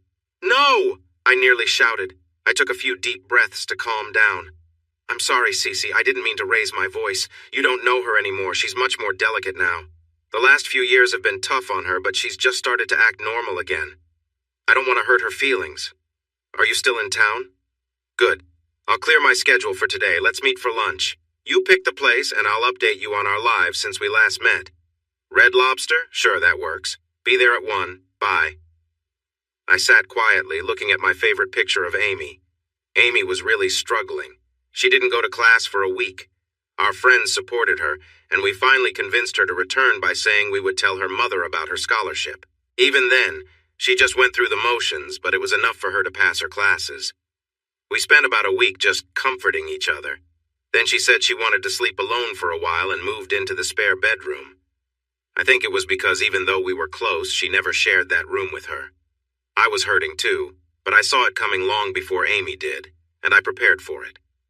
I made her favorite meals, took her to places she loved, did everything I could think of. When I noticed it was the same meals and places we enjoyed together, I took her somewhere new. Cece thought museums were dull, so I took her to every museum nearby. We went to street fairs and festivals, which Cece disliked. Nothing seemed to help. I took down everything that reminded me of Cece from our home, all the photos and mementos. I packed them away and hid them in the back of my closet. I put the purple turtles in a trash bag. I wanted to get rid of them, but I just couldn't do it. They went into the closet with everything else. Nothing seemed to help.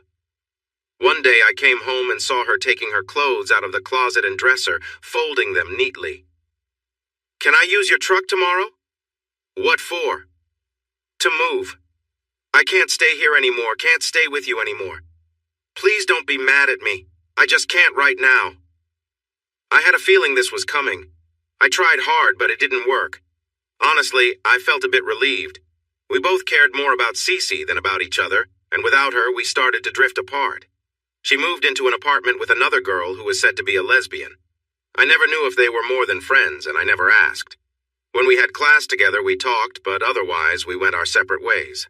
I began spending more time at the Black Dog, and one night, out of boredom, I ended up with the waitress we met when we first went there. As we were together, I suddenly realized this wasn't what I wanted. It was just a casual thing, and it wasn't even good. We finished, but I think she could tell I had lost interest. She seemed a bit annoyed. There was no cuddling after. She turned away, unhappy. "I thought you would be better at this. Guess you can't live up to your reputation," she said with a sharp tone. "I thought you would be more into it. We all have to deal with life's little surprises." "Just lock the door when you leave," she added. From that point on, I ordered drinks, worried she might not be friendly afterward. For weeks, I went to class, helped others with their studies, and went to bars. I started talking to Amy more, and our chats began to last longer. She mentioned missing my cooking, so I invited her over and made her favorite meal. She ate like she hadn't had a proper meal in a while and took the leftovers with her. "Wow, do you even cook anymore?" I asked. "No, the stove is broken at my place, and I think Charlene doesn't like real food."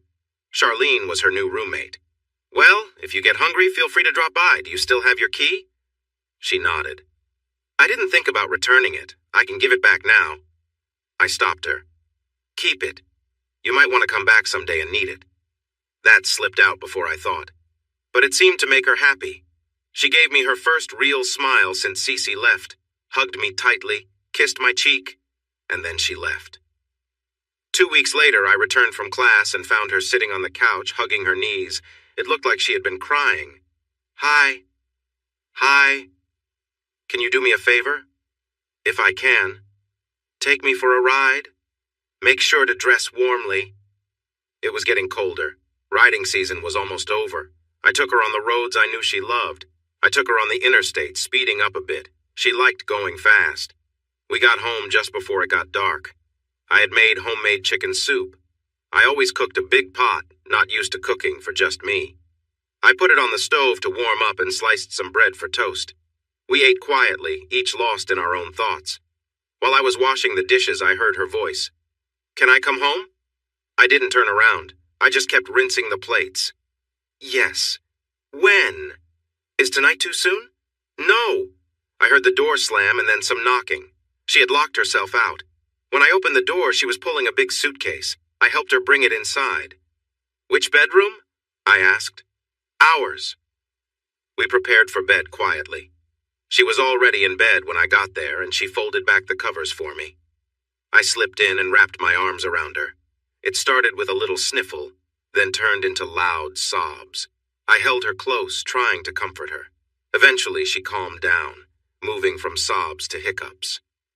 "I love you," she whispered, falling asleep. She slept for 10 hours, waking up only when the smell of coffee filled the air, as usual.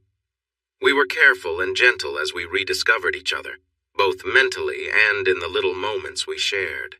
We learned new things about one another and fell more in love once again. She began to decorate the apartment, making it feel like ours. I knew why she was doing it and supported her, helping when I could and giving my honest opinion when she asked. I had the ring she gave back when she moved out, and I had another ring well hidden. One night, about 6 months later, I placed the ring on her finger while she slept. She didn't notice until she reached for the coffee pot. She paused, looked at the ring, kissed it, and gave me a smile that filled me with joy. At that moment, I realized that my life would not be complete without her. I took her hand and kissed the ring. Holding her hand firmly, I said, "Amy, I need to ask you a serious question." She looked a bit nervous, but replied, "You can ask me anything, love. What is it?" "Do you think you could be happy married to a teacher? I may not earn a lot, but I would love you." That was all I could get out before she jumped across the table, sending pancakes and scrambled eggs everywhere. It took a long time to clean up. On the floor, amid the hugs and joy, I think I heard a yes. And that's how we got engaged over breakfast on a Tuesday morning, her in my old shirt and me in my boxers. Quite the romantic, right? After we cleaned the kitchen, she shooed me out of the house. "Go to school. I have things to do. Looks like I might miss my first class." "What's so important that you have to skip class?" She gave me that look, the one that seemed to say, "Men just don't get it." Then she said, "I have a wedding to plan. I need to call my mom, your mom, and Barb. Now go." All three mothers, including Barb, whom Amy considered a second mother, gathered with us that weekend. We made plans and discussed all the details. I tried to share my thoughts, but they quickly pushed me aside. "Do I get a say in this at all?" 4 women answered together, "No." Then Barb smiled and added, "Now, ladies, that's not quite fair. He does get to say I do." She gave my hand a pat. "Now go ahead, Jimmy, we've got this." I did what anyone would do when they feel outnumbered and outmatched. I stepped back and took Barb's husband, Don, over to the Black Dog. I've often wondered how women create the idea that men are truly in charge of anything. I arrived early and watched her pull up in a beautiful Mercedes station wagon. Some things never change. Even with the years, she still looked great. I stood up and helped her to a seat. We locked eyes for a moment. She opened her mouth to speak, but I cut her off. "Let's have lunch first. I'm really hungry." We enjoyed a light meal before heading back to my office. I knew this conversation would take time and needed some privacy. One of the benefits of being in charge is having the larger office. She walked around, observing the mementos of my career. I had diplomas, a master's in literature, and a PhD in education. There were awards for my teaching and writing, certificates from community groups for my contributions, a copy of the New York Times when my book became a bestseller, and a photo with a note from Oprah thanking me for my signed book. There were also pictures of Amy and our kids. "How did all of this happen?" she asked. "Amy says it's because I went to college and never returned. After we graduated, we both sent out resumes to local schools to stay close to home. The dean back then encouraged me to apply for a grant for my master's, and I got it. Thanks to my mentors, I later earned my PhD. Once I finished, I was offered a teaching position. I navigated through office politics until I earned tenure. After that, it felt like I kept moving up the ladder until I reached my current role. The only place left to promote me to is retirement, and that hasn't happened yet. Amy got a job at the school where she interned, and for 6 years, she was our main support. While working, she also pursued her master's in primary education. After I found my position, she left her school job to complete her PhD. Now we're known as the Doctors Wilson. She came back to the education field and, like me, moved up in her career. This is her first year as the principal of the local middle school, which was her goal. She can retire next year and is considering it. Despite continuing our education, we managed to build a family, and that's where we are now. "Wow," she said. She was looking at a photo of my son in his military uniform. "You told me last night your daughter is in school here. Is your son still serving in the military? Where is he stationed?" "Arlington." She noticed the sadness on my face. "Do you want to talk about it?" I still remember when he got accepted to West Point. He was so happy. He graduated in the top 10 of his class of 230. He went to Iraq once, got hurt, came back for a year, and then returned for a second tour. His vehicle hit a bomb. He didn't pass away right away. He made it back to the States. He passed away at Walter Reed, but he did get to say goodbye. Tears were rolling down her cheeks. "I'm so sorry. I can't imagine how hard that must have been for Amy. It was tough on her. Really tough. My mom was still alive then, and she and Barb came to stay with us for a bit. It helped a little. I didn't know your mother had passed. I'm sorry. She lived a full life and had 9 grandchildren. 4 grandsons and 2 granddaughters carried her casket. Now, Cece, tell me your life story. I know who you married, H. Harrison Truman. Want to know how I know? 2 days after we got your note, I received a letter with nothing in it except a newspaper clipping. It was an announcement of your engagement from 3 weeks before. I guess your father sent it. I never let Amy see it." She had her hands over her mouth. "What must you have thought of me back then?" I was angry. Very angry. Looking back, it was probably for the best. Relationships like that often don't work out. College isn't really a good place for real-world decisions. We would have likely gone our separate ways eventually. She nodded in agreement. "I'm sure you're right, but I held us back by not having the courage to try. You know my dad disliked you? Want to know why? Because you never tried to impress him. His money meant nothing to you. All you wanted was me. Just me, not me and his money. He always felt like you were looking down on him, so he tried to keep us apart. All those business events he made me attend, that was his way of introducing me to men he thought were better for me, men he could control, and I fell for it. Harry worked for the law firm my dad used. He was the only son of the main partner. He was everything you were not. Clean-cut, eager to please, easy to manage. He never had his own ideas, just repeated what my dad and his dad said. It was a good match for both our families. I went along with it to make my dad happy. I was always his little girl, the princess who shouldn't be mixed up with the crowd. You know how spoiled I was. It was always about me. And with Harry, even before we got married, he kept me on that pedestal. But Jimmy, one of the main reasons I left was out of fear of you. Not physically. I knew you would never hurt me. Well, not unless I asked for it. Do you still have those paddles? When Amy first got her toy box, it took her some time before she showed it to Cece. Amy didn't enjoy anything that hurt, so she didn't use the paddles. But Cece saw them and became very interested. One night, after a few drinks, Amy decided to try something new. She gently tied Cece up and played a little. They both enjoyed it, and it became part of what they did together. I smiled, remembering the first time Amy brought me into one of their sessions. Afterward, she asked us both to help put lotion on her skin and give it a kiss to make it feel better. We kept her tied up for a while, and between our time together and the toys, she was quite happy for hours. I was afraid of you because you were the one person I could never really control. You were kind to me and put up with a lot just because you cared, but there was a line you wouldn't cross. With Harry, I was in control. If I wanted some intimacy, I would say so, and if I didn't, there were no complaints. You would sometimes come home, take my arm, and bring me to the bedroom. Other times, you'd just take me wherever we were. I loved it, but it also made me anxious. But, I could handle the intimacy. It was real life that got to me. You were very patient with my personal issues, but if I was unkind to Amy or treated others poorly, you were on me right away. There was no leniency. I knew you were right, but I didn't like it. With Harry, if I said something needed to happen, it would happen. The only time I ever lost control was when we moved to Florida and I had to get my tattoo removed. My dad had a hand in that too. I think being closer to you made him uneasy. He nearly had a heart attack when Harry told him about the tattoo. The tattoo. It was probably the wildest thing I ever talked her into. One of Amy's friends, who was studying art and worked at a tattoo shop, designed it for us. Amy wanted to have a permanent symbol of love that connected us, so she created a big C with an A inside and a J linked to the A. Amy said the letters twisted together to show the bond of our love. Mine was on my left shoulder, while theirs were on a spot that would only be seen if they were changing. They both promised that I would be the only one to ever see them. So he erased all signs of that wild time in my life. I took off my jacket and unbuttoned my shirt, pulling my sleeve down to show her my tattoo. It's a bit faded, but still there. Amy still has hers, too.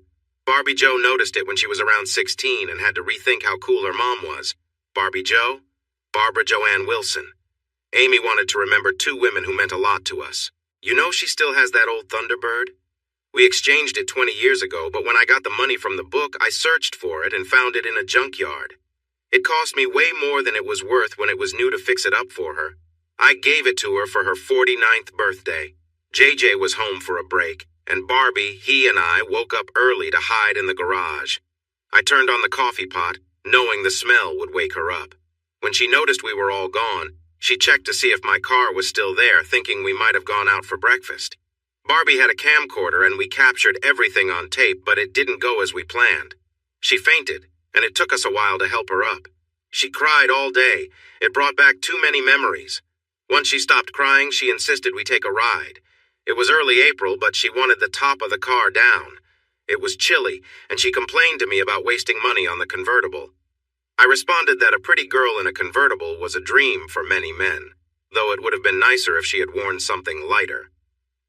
That evening, she called me on my cell and asked for help with the convertible top. When I got to the garage, I saw the top was already down. Confused, I called her again. "Where are you? I'm in the garage and the top is already down." Suddenly, she appeared from behind the car, wearing something unexpected. Even at her age, she looked good. "Playful man, I meant this top." We joked and laughed. After that, I never heard her complain about the cost again. Cece smiled at the memory. I wish I had been there. We could have made some fun memories. Realizing what she said, she turned red. I chuckled. You wouldn't have liked it. Remember, you didn't want to sit in the back seat. By the way, have you been with anyone since Amy? Still blushing, she shook her head. No, not since her. I remember one night before Harry and I broke up, we were getting close and something reminded me of you two. I drank a lot of wine and I tried to picture Harry with me and Amy. I laughed so hard, it caught him off guard. He got annoyed, especially when I didn't explain. It ruined the moment, to say the least. I don't miss being with a woman. I miss being with Amy.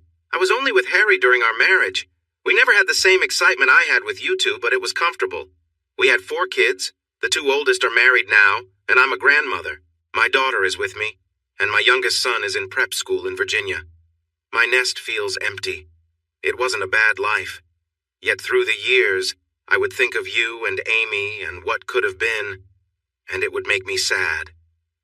An awkward silence filled the air. Let's change the topic. You mentioned Amy was having some issues recently. Is she doing better now? She's much better.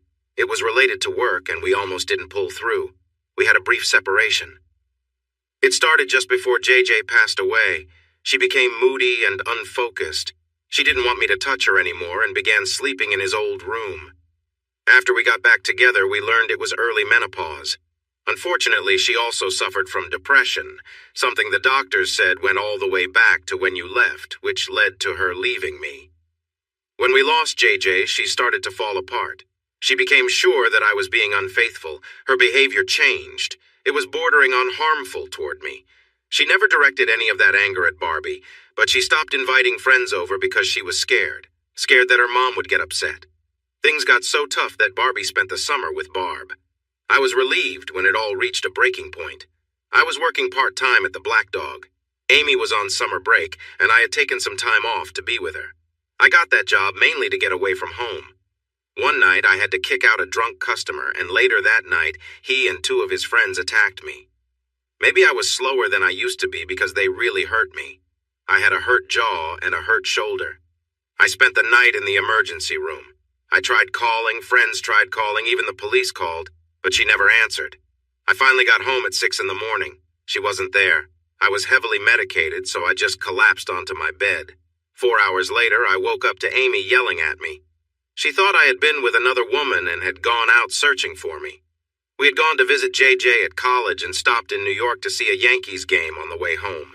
Barbie had gotten a little wooden bat as a souvenir. She grabbed it and started hitting me with it. She broke my nose and hurt my face. In the struggle, I got the bat and pushed her away. For a moment, she seemed to realize what was happening. She covered her mouth and ran out of the room. I was in a lot of pain, but I didn't want to call for help and explain what had happened. Do you remember Todd, the officer? He married Flower later on. He was in charge of detectives at that time, but now he's retired. I called him, and when he saw me, he took me back to the emergency room. I ended up staying in the hospital for 2 days. Todd found Amy wandering in the park near our home and checked on her. I had to ask for help from everyone I knew to keep her out of a mental health facility because it would have ruined her job. The agreement was that she would get help immediately. I had no choice. I filed for legal separation and insisted she meet me at the lawyer's office. I asked Todd to make sure she had a lawyer to protect her interests. It was a really tough experience. She was crying and pleading for forgiveness. I knelt down to get her to focus. Amy, look at me. We need to do this. Your lawyer will go over everything, but this is necessary. The separation will last for 12 weeks, and we can only communicate through email. You must have a medical checkup and a mental health evaluation. You'll see any recommended specialists as soon as you can. I will get updates every week, and if you refuse to follow your doctor's advice, it could lead to divorce. Remember, please don't try to contact me except by email. I care about you, Amy, but I'm scared to be with you right now. Her mom came to stay with her. Flower and a few of her closest friends took turns visiting her home to help her mom out. I didn't receive an email the first week. I called my lawyer on the Tuesday of the next week to start the divorce, but he suggested I wait until Friday while he looked into things. On Friday morning, I got a message from her apologizing for being late in responding. She had been to our doctor and 2 specialists. The following week brought 3 emails. One was from a specialist helping her with menopause, another for depression. She mentioned she was taking medication, 3 new prescriptions. The third message was directly from Amy. She apologized for how she treated me and asked for the time she needed in her recovery. She also said she loved me. In the next 3 weeks, her messages were more positive, saying how much better she felt, but they always ended with an apology. I began to feel hopeful. Her doctors were sharing good news, and her friends told me she would smile more often. Her emails got longer and felt more personal, filled with memories of happier times. Barbie Joe returned and supported what I had been hearing. Then, in the 9th week, she came to me in tears with a handwritten note from her mom. I still keep that note. Dear husband, I know we agreed to only communicate through email, but this message is too personal. Please forgive me for this, but I think you will understand once you read it. One of my doctors found something unusual in my blood work and scheduled more tests. I met with him last Friday and struggled over how to tell you, but I feel you need to know, and I have a favor to ask. My thyroid isn't working correctly. The doctor can explain it better than I can if you speak with him. This issue caused my early menopause and is upsetting my hormones. I need surgery to address it, and it is planned for next Thursday. Now, the favor. While the surgery itself isn't life-threatening, the doctors found a growth that must be removed. It is near my vocal cords. The surgeon is confident he can take it all out, but there's a chance I might lose my ability to speak. In the spirit of the love we've shared, I'm asking you to be with me before the surgery. I want the chance to tell you that I love you one more time, just in case. Please, Jimmy, I'm asking you. Amy.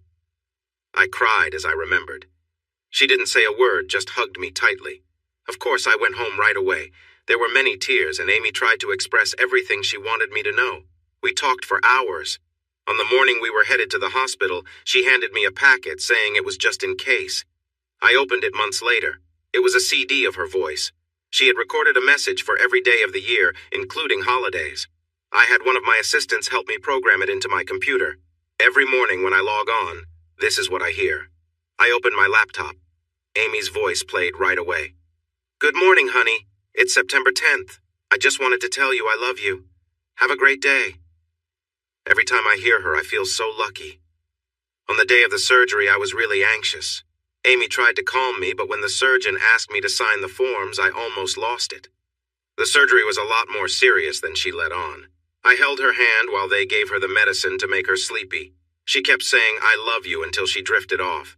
The surgery was supposed to be quick, but it stretched to 3 hours. I thought I would go crazy waiting. When it was finally over and the doctor said she was okay and would be able to talk, I broke down. Barb comforted me, letting me release everything. Amy was still alive, pushing 70 but still strong. Before the surgery, Amy spent her time talking to everyone she could. She spoke to Barb for hours. This was too big to keep secret, and when people realized she might be saying goodbye, they rushed to the hospital. Our school and college communities are close-knit. Everyone loved Amy. The waiting room overflowed. When they moved her to a room, it looked like a garden filled with flowers. I stayed by her side for 11 hours, holding her hand, wanting to be there when she woke up. I dozed off and woke up to see her looking at me, her small hands holding mine. Then I heard the most beautiful sound. It was weak, but I understood every word. Hi, honey, I love you. Will you come home now? We didn't recover overnight. She had her own counselor, and we also saw a marriage counselor together. For most of our lives, we packed our time with school, kids' activities, and work. We loved each other, but rarely had the chance to show it. We quickly changed that. She still sees her counselor twice a month. So, Cece, that's where we are now. If you want to be part of our lives again, it's going to take time.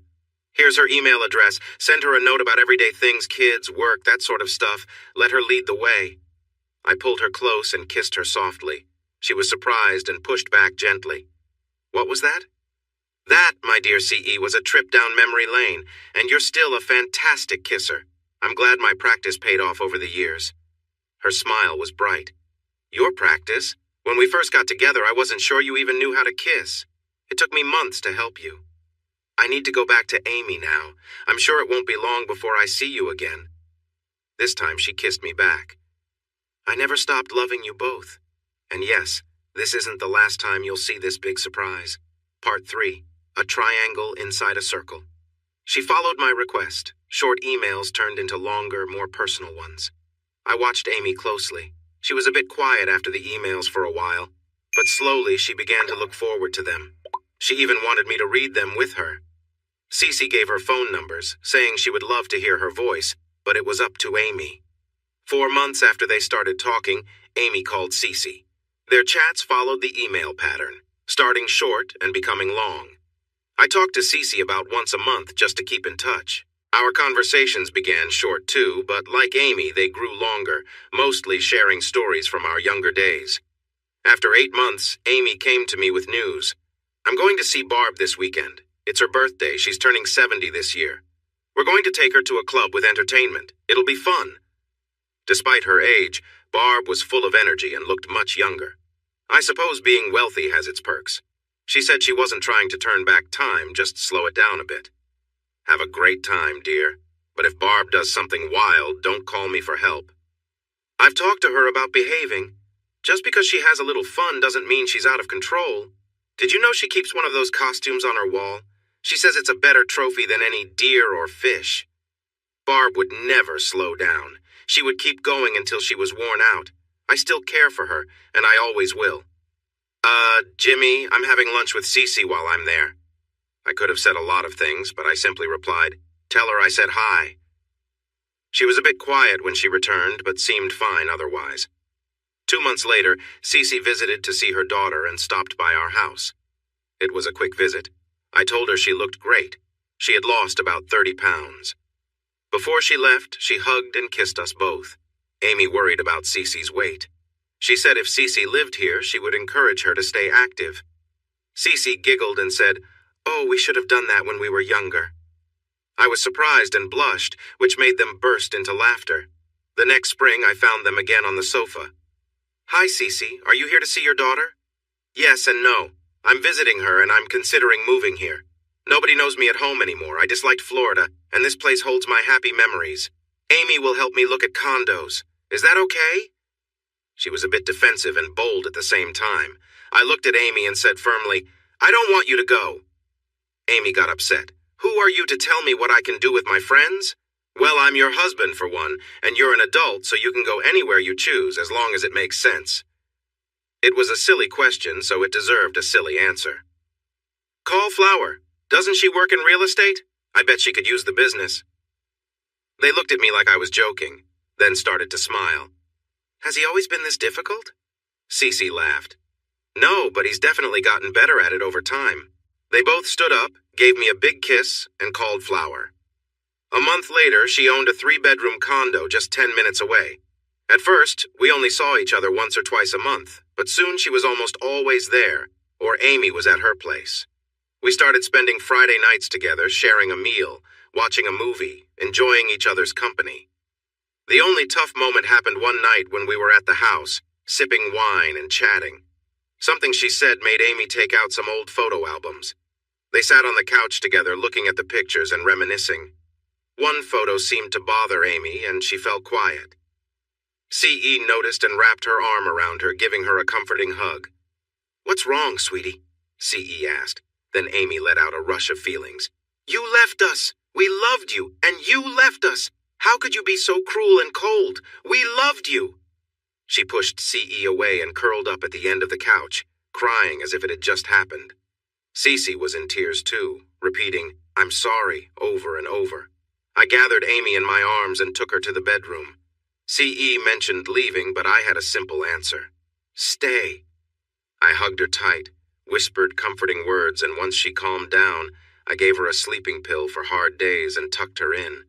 Cece was still crying, so I sat next to her and wrapped my arm around her, letting her cry for a bit. When she was quieter, she thanked me for understanding and started to get up. I stopped her. "CE, if you care for her, you need to stay. You have to be here when she wakes up. If you're not here, she may feel you are leaving her again. If you want to stay close, you must be here now." It took her a moment to get it, but she finally said she would go home and get some clothes for the morning. "No, don't go. She may wake up soon. Stay." "But I don't have anything to sleep in." "Just sleep how you are. We've seen each other like that before. It's important to me." So she stayed. Old habits die hard. I was the first one awake. I took a robe to Cece and knocked lightly before entering. It looked like she had decided to sleep without clothes. The covers had slipped, and I quickly pulled the sheet up when she started to smile. "I remember a time when you would be pulling the other way," I said. "So do I. The temptation is pretty strong. Please put the robe on and join me in the kitchen. Amy is still asleep. We can talk." She yawned widely, then said, "Okay, sweetie," as she threw back the cover and stretched, reaching for her robe. I playfully tapped her. "Tease," I said, and hurried to the kitchen. I made her a cup of coffee. She sat down, looking eager. "What now?" "I'm not sure. What do you want?" "Nothing much. Everything, really. I just want to stay in the lives of the two people I care about. I'll take what I can get. What do we do next?" "I think you should go to the bedroom and cuddle with Amy. Wake her up gently with love. Let her know you plan to be around for a long time. Promise her that if you ever decide to leave, you'll tell her first, and that you will always care about her. This feels right to me. Just so you know, Amy comes first, always. I care about you, but I need you to make sure she is okay. Got it?" She nodded, looking down. Then she walked into the bedroom and closed the door. About 30 minutes later, I peeked in. They were holding each other and softly crying. I closed the door again. Almost an hour later, they came out hand in hand. "I love you," said Amy, giving me a kiss. "I love you too," said Cece, also kissing me. This felt familiar, I thought. I'm not clueless. The playful hints, the smiles, the flirtation I let them slide by, the kisses and little touches I chose to ignore. They were becoming impatient with their efforts to get my attention. It might have continued indefinitely if it weren't for the purple turtles. I still had them, unable to let them go. I still had Cece's ring, too. I thought about these items for a while before bringing them home to show Amy. She hugged them tightly and began to cry. They had been stored away for years, worn and faded. The ribbons were old, and her ring needed polishing. Amy took the ring to get cleaned. She restored the turtles and replaced their ribbons. One evening, things changed. It was just a regular Thursday, not a holiday or weekend. There was a note on the door. "Please come to the bedroom." They were on the bed together, holding the turtles. "We've been trying to show you we care for months. Please let us in. If it doesn't work out, we can talk about it and still be friends. I've missed both of you since I left." Cece was near tears, almost pleading. Amy joined in. "Please, Jimmy, we both want this. We haven't touched each other yet, and we won't unless you are with us. But we want a sign from you if you agree. The ring is on the nightstand. Place it on her, tell her you love her, and then come to bed." Without thinking twice, I slid the ring onto her finger. "I love you, Cece. I always will. Is there space for me too? Just know I'm not as young as I once was." They both laughed.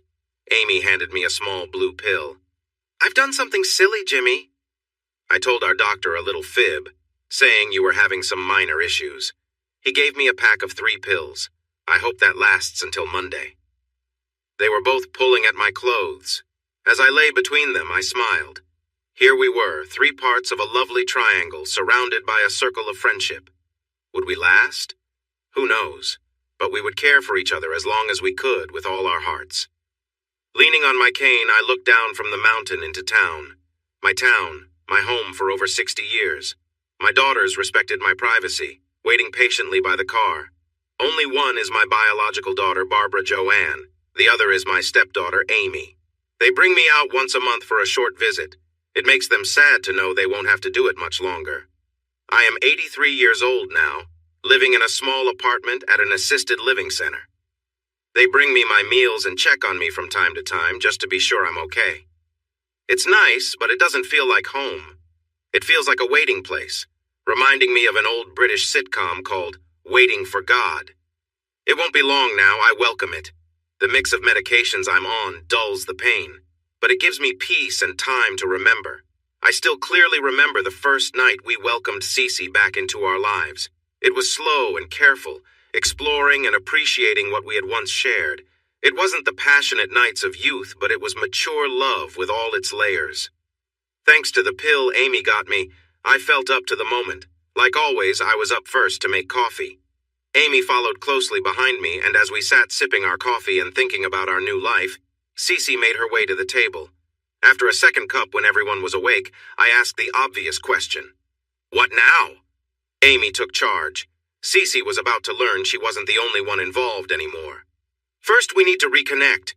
You're not just moving in, Cece. We still need to get comfortable with each other physically. Emotionally, there are some feelings left over from our breakup, especially between you and me. Jimmy can tell you that I have my own matters to resolve that don't involve you. So we'll talk, and then we'll talk some more, and we'll keep caring for each other. Another moment of silence followed. Then Cece surprised us with a suggestion. Can I at least buy us a bigger bed? Laughter filled the room just like old times. I still had to go to work, so off I went while the girls made plans for our new lives together. When I returned home that night, we had a new bedroom set that included the biggest bed I had ever seen. At least Amy wouldn't feel too warm now. We took our time. Cece stayed with us about every other night for 2 months before moving in permanently. Our routine was back on track, except now when I slept alone, it was at her condo just for a while to give them some space for their own connection. Cece and Amy thought it was a good idea and returned the favor. The only downside was I still needed to make breakfast, so I had to get up early and wake them up. Amy and Cece would handle dinner, and they often joined me for lunch. We took turns doing the dishes, but Cece was always a bit slow. I jokingly threatened to put the dirty dishes in her bed when she slept alone, which helped her speed up. Was everything perfect? No. Amy was stronger than before, and Cece was still a bit spoiled, so they sometimes clashed. Cece got upset and stayed away for a week, and Amy wouldn't let her come back the next week. I had enough and brought Cece home, sat them both on the couch, and warned them that if they didn't make up, I would treat them like children. They made up, and Cece joked about wanting a little punishment too. Amy insisted she deserved one as well. That made for an interesting reconciliation. Amy had left her job at the school, and Cece had never worked, so they started looking for activities to fill their time. They began volunteering, both together and apart. They became well known around town and at the college. Barb passed away 2 years after we reunited at the age of 74. I was one of her pallbearers, along with 2 of her grandsons. Barb had come to terms with Cece, offering her a guarded friendship, though she never loved her like she loved Amy. Our daughter and Amy rode in the family limo while Cece and I followed. In her will, she left me all the love she could give, which meant more to me than money. She gave Amy the jewelry from Joanne and a small amount of money to be spent on fun things. Barbie Jo, referred to as her first granddaughter, received a 10% share in the Ford dealership, which Barb had helped grow into the largest in the Southeast. The rest of her estate went to her husband Todd and her daughter. I got a few pictures of Barb and Joanne, while Amy received the framed jewelry, which brought us both tears and smiles. 6 months later was the start of the annual event called the Barbara Jones Stripathon, where the winner was chosen based on the number of items collected.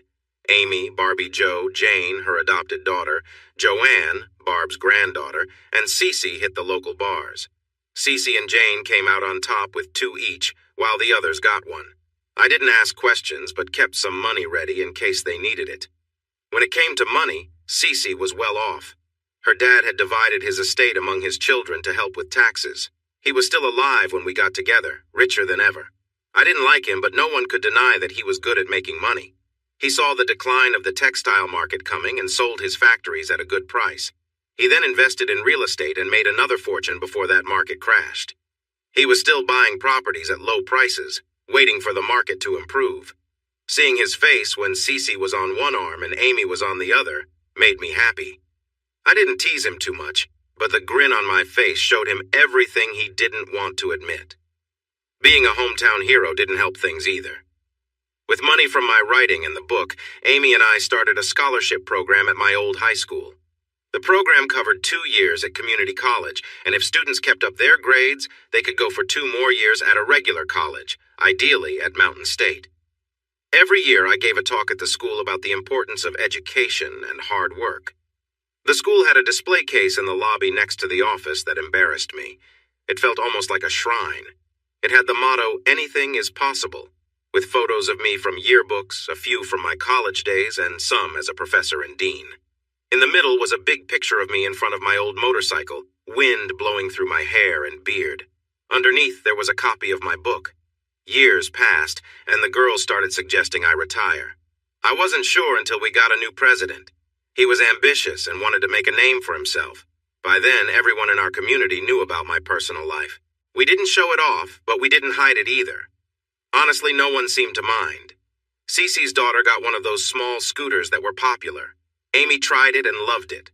Soon, both girls were shopping for scooters.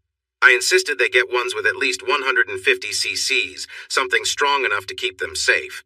Before long, they were a common sight, zooming around. I warned them that I'd take the scooters away if they kept being reckless. One day, the president called for a meeting. I thought it would just be the usual introduction that department heads have with a new leader. After the usual kind words, he surprised me by asking, "Isn't that your wife and her friend I see around town on those small scooters?" "Yes, sir, but technically they are scooters, not motorcycles." He then asked, "Do you think it's proper for someone like her, the wife of one of our most important deans, to ride around like that?" I never thought about it. His surprise was clear. They're small, easy to handle on city streets, and very economical. Besides public transport, they're perfect for getting around the city. He seemed confused by my answer. "Really? I would have thought, given your position, you'd want a bit more decorum." I felt anger rising. "Where is this going? Is she riding without proper clothes? Has she hurt anyone? Broken anything?" "She's a grown woman and doesn't need my guidance." "Do you completely control your wife?" "Let's get to the point. What are you thinking?" That was a low blow. I knew he had just gone through a divorce, and his ex was very open about why. She claimed he was too controlling, believing women should have no say or thoughts of their own. According to her, he wasn't very loving and often acted foolishly, and those were her kinder words. He blushed at the mention of his ex-wife. "Of course, you should control your wife. And are the rumors true that you're living with another woman while still married? Not a great example for young people, don't you think?" "Let me set the record straight, Mr. President. My living situation is not your concern. What I do outside of these walls is not your business. If you have evidence of me harming young minds, bring it forward. I have one of the top departments at the school, and many enroll just for that. If you don't think I should be here, then fire me. Otherwise, stay out of my personal life. Do we understand each other?" I thought he might really lose his temper. He knew he couldn't fire me without a solid reason, and he didn't have one. The fact that I didn't bow down to his expectations did not seem to register with him. "I'll use the morals clause. You'll be out of here so fast it will make your head spin. Don't ever speak to me that way again." I couldn't help but smile. He was getting loud, so I raised my voice in response. "Go ahead, make my day. Use the morals clause. I've got a great lawyer who loves these kinds of challenges. I know 3 of your professors are living with students and 2 more are involved with others. Go ahead and dig into that. When it comes down to it, all you can show is that a longtime friend lives with us." "Are we done here now?" He was struggling to form words. "I thought so. See you later." I admit I may have gone a bit overboard. Retirement crossed my mind, and I decided it was time. I went straight back to my office and began the retirement process. When word got out, it caused quite a stir. He had left his door open, and his secretary and some staff overheard everything. I received a call from the president of the college system, the top leader. I had met him a few times, and we got along well except for his insistence on wanting me to transfer to Central, his alma mater. "Is it true? Are you retiring? Think about it. We really need you. If it's just a change of scenery you want, I can arrange that." "Thank you, but it's time to let the younger generation take over. I'm happy to step aside and give someone else a chance. We have some really good people here, and more spread throughout the system. I'm in the middle of writing my first novel, so I'll have plenty to keep me busy. There were a lot of nice words, many goodbyes, and both private and public parties for me. Everyone at the school knew about the little disagreement that led to my retirement. So many came to celebrate. The president of the university system was there, likely hoping to convince me to work at Central. At first, Amy and Cece were upset. But when I reminded them that they had been urging me to retire for a while, they decided to just enjoy the moment. They got a bit of payback at the dinner. Wearing matching dresses, they stayed close to me during the event and surrounded me at dinner, showering me with hugs and affectionate gestures. In my speech, I thanked my past and present mentors, the people who helped me become a better educator over the years. I managed to add one final note. Most of all, I want to thank my wife by law, Amy, for being there for me all these years with her love and guidance, and my wife in spirit, Cecilia Morgan, for helping me grow into the person I am today. I love them both dearly. Everyone, just know that I will miss you all. It has truly been a joy to have you as friends. Almost overwhelmed with emotion, I left the stage and returned to my seat, where I was embraced by 2 loving hugs. As I wiped my eyes, I saw the school president looking at me. He looked surprised, as if he had just tasted something very sour. Once everyone was leaving, the system president spoke with me. "Well, Jimmy, you really know how to leave a lasting impression. This place will miss you more than they know. If you ever decide to come back, give me a call. Central could always use someone like you." He kissed the girls on the cheek, told them to take it easy on me as an old retired guy now, shook my hand one last time, and left. With some free time, I joined the girls in their charity work, focusing on the university. Being a bit well-known sometimes has its advantages. One special project for us was Amy's house. We moved into Cece's townhouse, a shared decision for convenience. Our old house was in the countryside, and I lost interest in yard work. The townhouse had 4 bedrooms, more than we needed. We did a bit of remodeling, added a bathroom, made some changes, got the zoning clearance, and opened it to 4 girls who needed financial help or were on partial scholarships, completely free of charge. Amy remembered what that struggle was like. She became a caring figure, often visiting to cook breakfast and check on them. She made sure the pantry and fridge were always full. Not to be outdone, Cece started hosting Thursday night pizza parties, where they would review grades and reward the girls with small allowances. Most of the girls loved those gatherings. So far, 32 girls have lived in the house. At the girls' suggestion, I took my poem, Song of the Purple Turtles, and turned it into a romantic novel. It was very personal and took me 3 years to finish. I didn't ask for permission for what I wrote, but I made sure they read it and shared their thoughts. Both girls were upset by some parts, but they liked the final version. The editor who had helped with my last book had moved to a bigger publisher and asked me to contact him if I wrote a novel or needed more help with a book. I sent him the manuscript. Remembering that I didn't like to travel for my last book, he came to visit me with a contract. Following his advice, I had my lawyer look it over, and I got an agent. After some more editing, it was published. It did really well. They wanted to make a deal for more books, but I wasn't sure I could write another, so I said no. Cece and Amy created the cover design, and I insisted it be used or I wouldn't sign the contract. The cover showed Amy and me at a New Year's Eve party from long ago based on a newspaper photo. The only change was that Cece was shown prominently in the background. When the movie rights were sold, I made sure to have a say in the script, worried it might turn into something inappropriate. We all went to Hollywood for 4 months. The girls enjoyed the beaches, the shopping, and the parties for a while, but they soon wanted to go back to real life. They left a month before I did, which was hard for all of us. I flew home every weekend. The scriptwriter did a great job, and the director, a rising star, treated the book with care. After seeing some scenes in the editing room, I felt satisfied. It didn't win any awards, but it made a lot of money. One surprising result of the book was the attention it attracted. I was glad my townhouse was in a gated community. The commotion faded quickly, though in today's world, you don't get a long moment of fame, more like a fleeting one.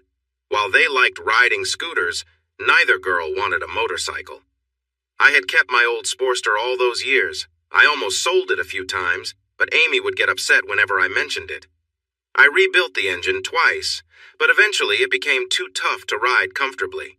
We bought a series of bigger and more comfortable bikes. When Cece came home, we had an Ultra Glide, which was a really nice ride. It got tricky because both girls wanted to ride, so I ended up going on the same trip twice. They did some research and came up with a solution. I came home one day to find a brand new bike in the garage, complete with a sidecar. Both girls were watching from the window, and when I started it up, they ran outside with helmets, handing me mine. It took a little time to adjust, but soon it became normal to see us around town, with Amy riding behind and CE in the sidecar. Just after my book was published, we took on a new role, bar owners. The Black Dog had changed hands 3 times, and each owner had done a worse job than the last. When the current owner got into trouble with the tax office, he decided to sell the bar to avoid serious consequences. We bought it for a great price and remodeled it, trying to keep the spirit of a neighborhood pub. Todd, who had retired from the police force, was feeling bored, so we convinced him to manage the bar. Many regular customers had stopped coming due to poor management, but they returned once they heard the bar was under new ownership. It became so successful that we opened another bar near the campus and called it the Black Puppy, aiming to attract the college crowd. It was a big hit. We continued this way for years, enjoying our time together. When I turned 70 after the release of my second novel, I was invited to give a commencement speech. After I finished, we found ourselves surrounded by family and friends. Many were former residents of Amy's house, along with great nieces and nephews, one of our grandsons and 2 grandsons of Cece. We never counted how many children we supported, but every bit of our help meant a lot. We began to slow down, which was just part of life, but Cece didn't like it. Amy would tease her about every new cream and lotion she bought, but I noticed that Cece used them too. One winter, Amy slipped on the ice and hurt her knee badly. She wore a brace for 2 months and went through physical therapy for 3, but she never fully regained the mobility she desired. When doctors suggested a small surgery that could ease her pain, she decided to go through with it. It was a quick procedure, just 30 minutes of surgery, followed by 6 hours of observation, and then we could take her home to recover. It was such a routine process that she told me not to come, as Cece could handle the transportation. But I had some free time, so we decided to take her, stayed through the procedure, and waited for her to wake up afterward. I was busy with the paperwork while Cece was getting her ready to leave when I suddenly heard a scream. I knew something was wrong. Amy woke up and was checked over before being cleared for release. The doctors told us to let her rest for a few weeks before starting therapy. While Cece was helping her with her shoes, Amy was happily chatting, playfully accusing Cece of looking up her skirt. Just as Amy was about to respond, her smile vanished and she collapsed back onto the bed. When she didn't wake up, Cece screamed. It turned out to be a blood clot that had traveled to her heart. They said it happened so quickly that she felt no pain, but we sure did. The pain was deep and overwhelming. We cried for days. Our children took care of all the arrangements. We said a private farewell before the funeral, honoring her last wishes. Her beloved purple turtle was placed in the casket. The ring I had made was gifted to me, along with a letter she wrote. It took me 4 tries to get through the letter. It felt so much like Amy. My dear ones, if you are reading this, it means I reach the end before at least one of you. Don't be sad. I want you to keep living. Our children and future generations will need your love and kindness. If you both outlive me, I have a few requests. Jimmy, marry Cece as soon as the time is right. That way we can truly be a family together. You know I wanted the turtle with me, something to hold on to while I wait. Cece knows what I want to happen with my ring. Now share our love with others who need it most. Visit me. I'd love to hear you both now and then. I'll be waiting for you. With all my love, Amy. We made it through. We shed tears and threw ourselves into our charity work and caring for each other. 9 months later, we had a small wedding. Cece's daughter, named Amy, and my daughter, Barbara Joanne, were our witnesses. 5 years later, Cece passed away. She had always been a big woman, and after some time, her health declined. Her purple turtle was with her until I could join them. A year later, I fell and broke my hip, which made it hard for me to care for myself. Not wanting to be a burden to my family, I moved into an assisted living apartment.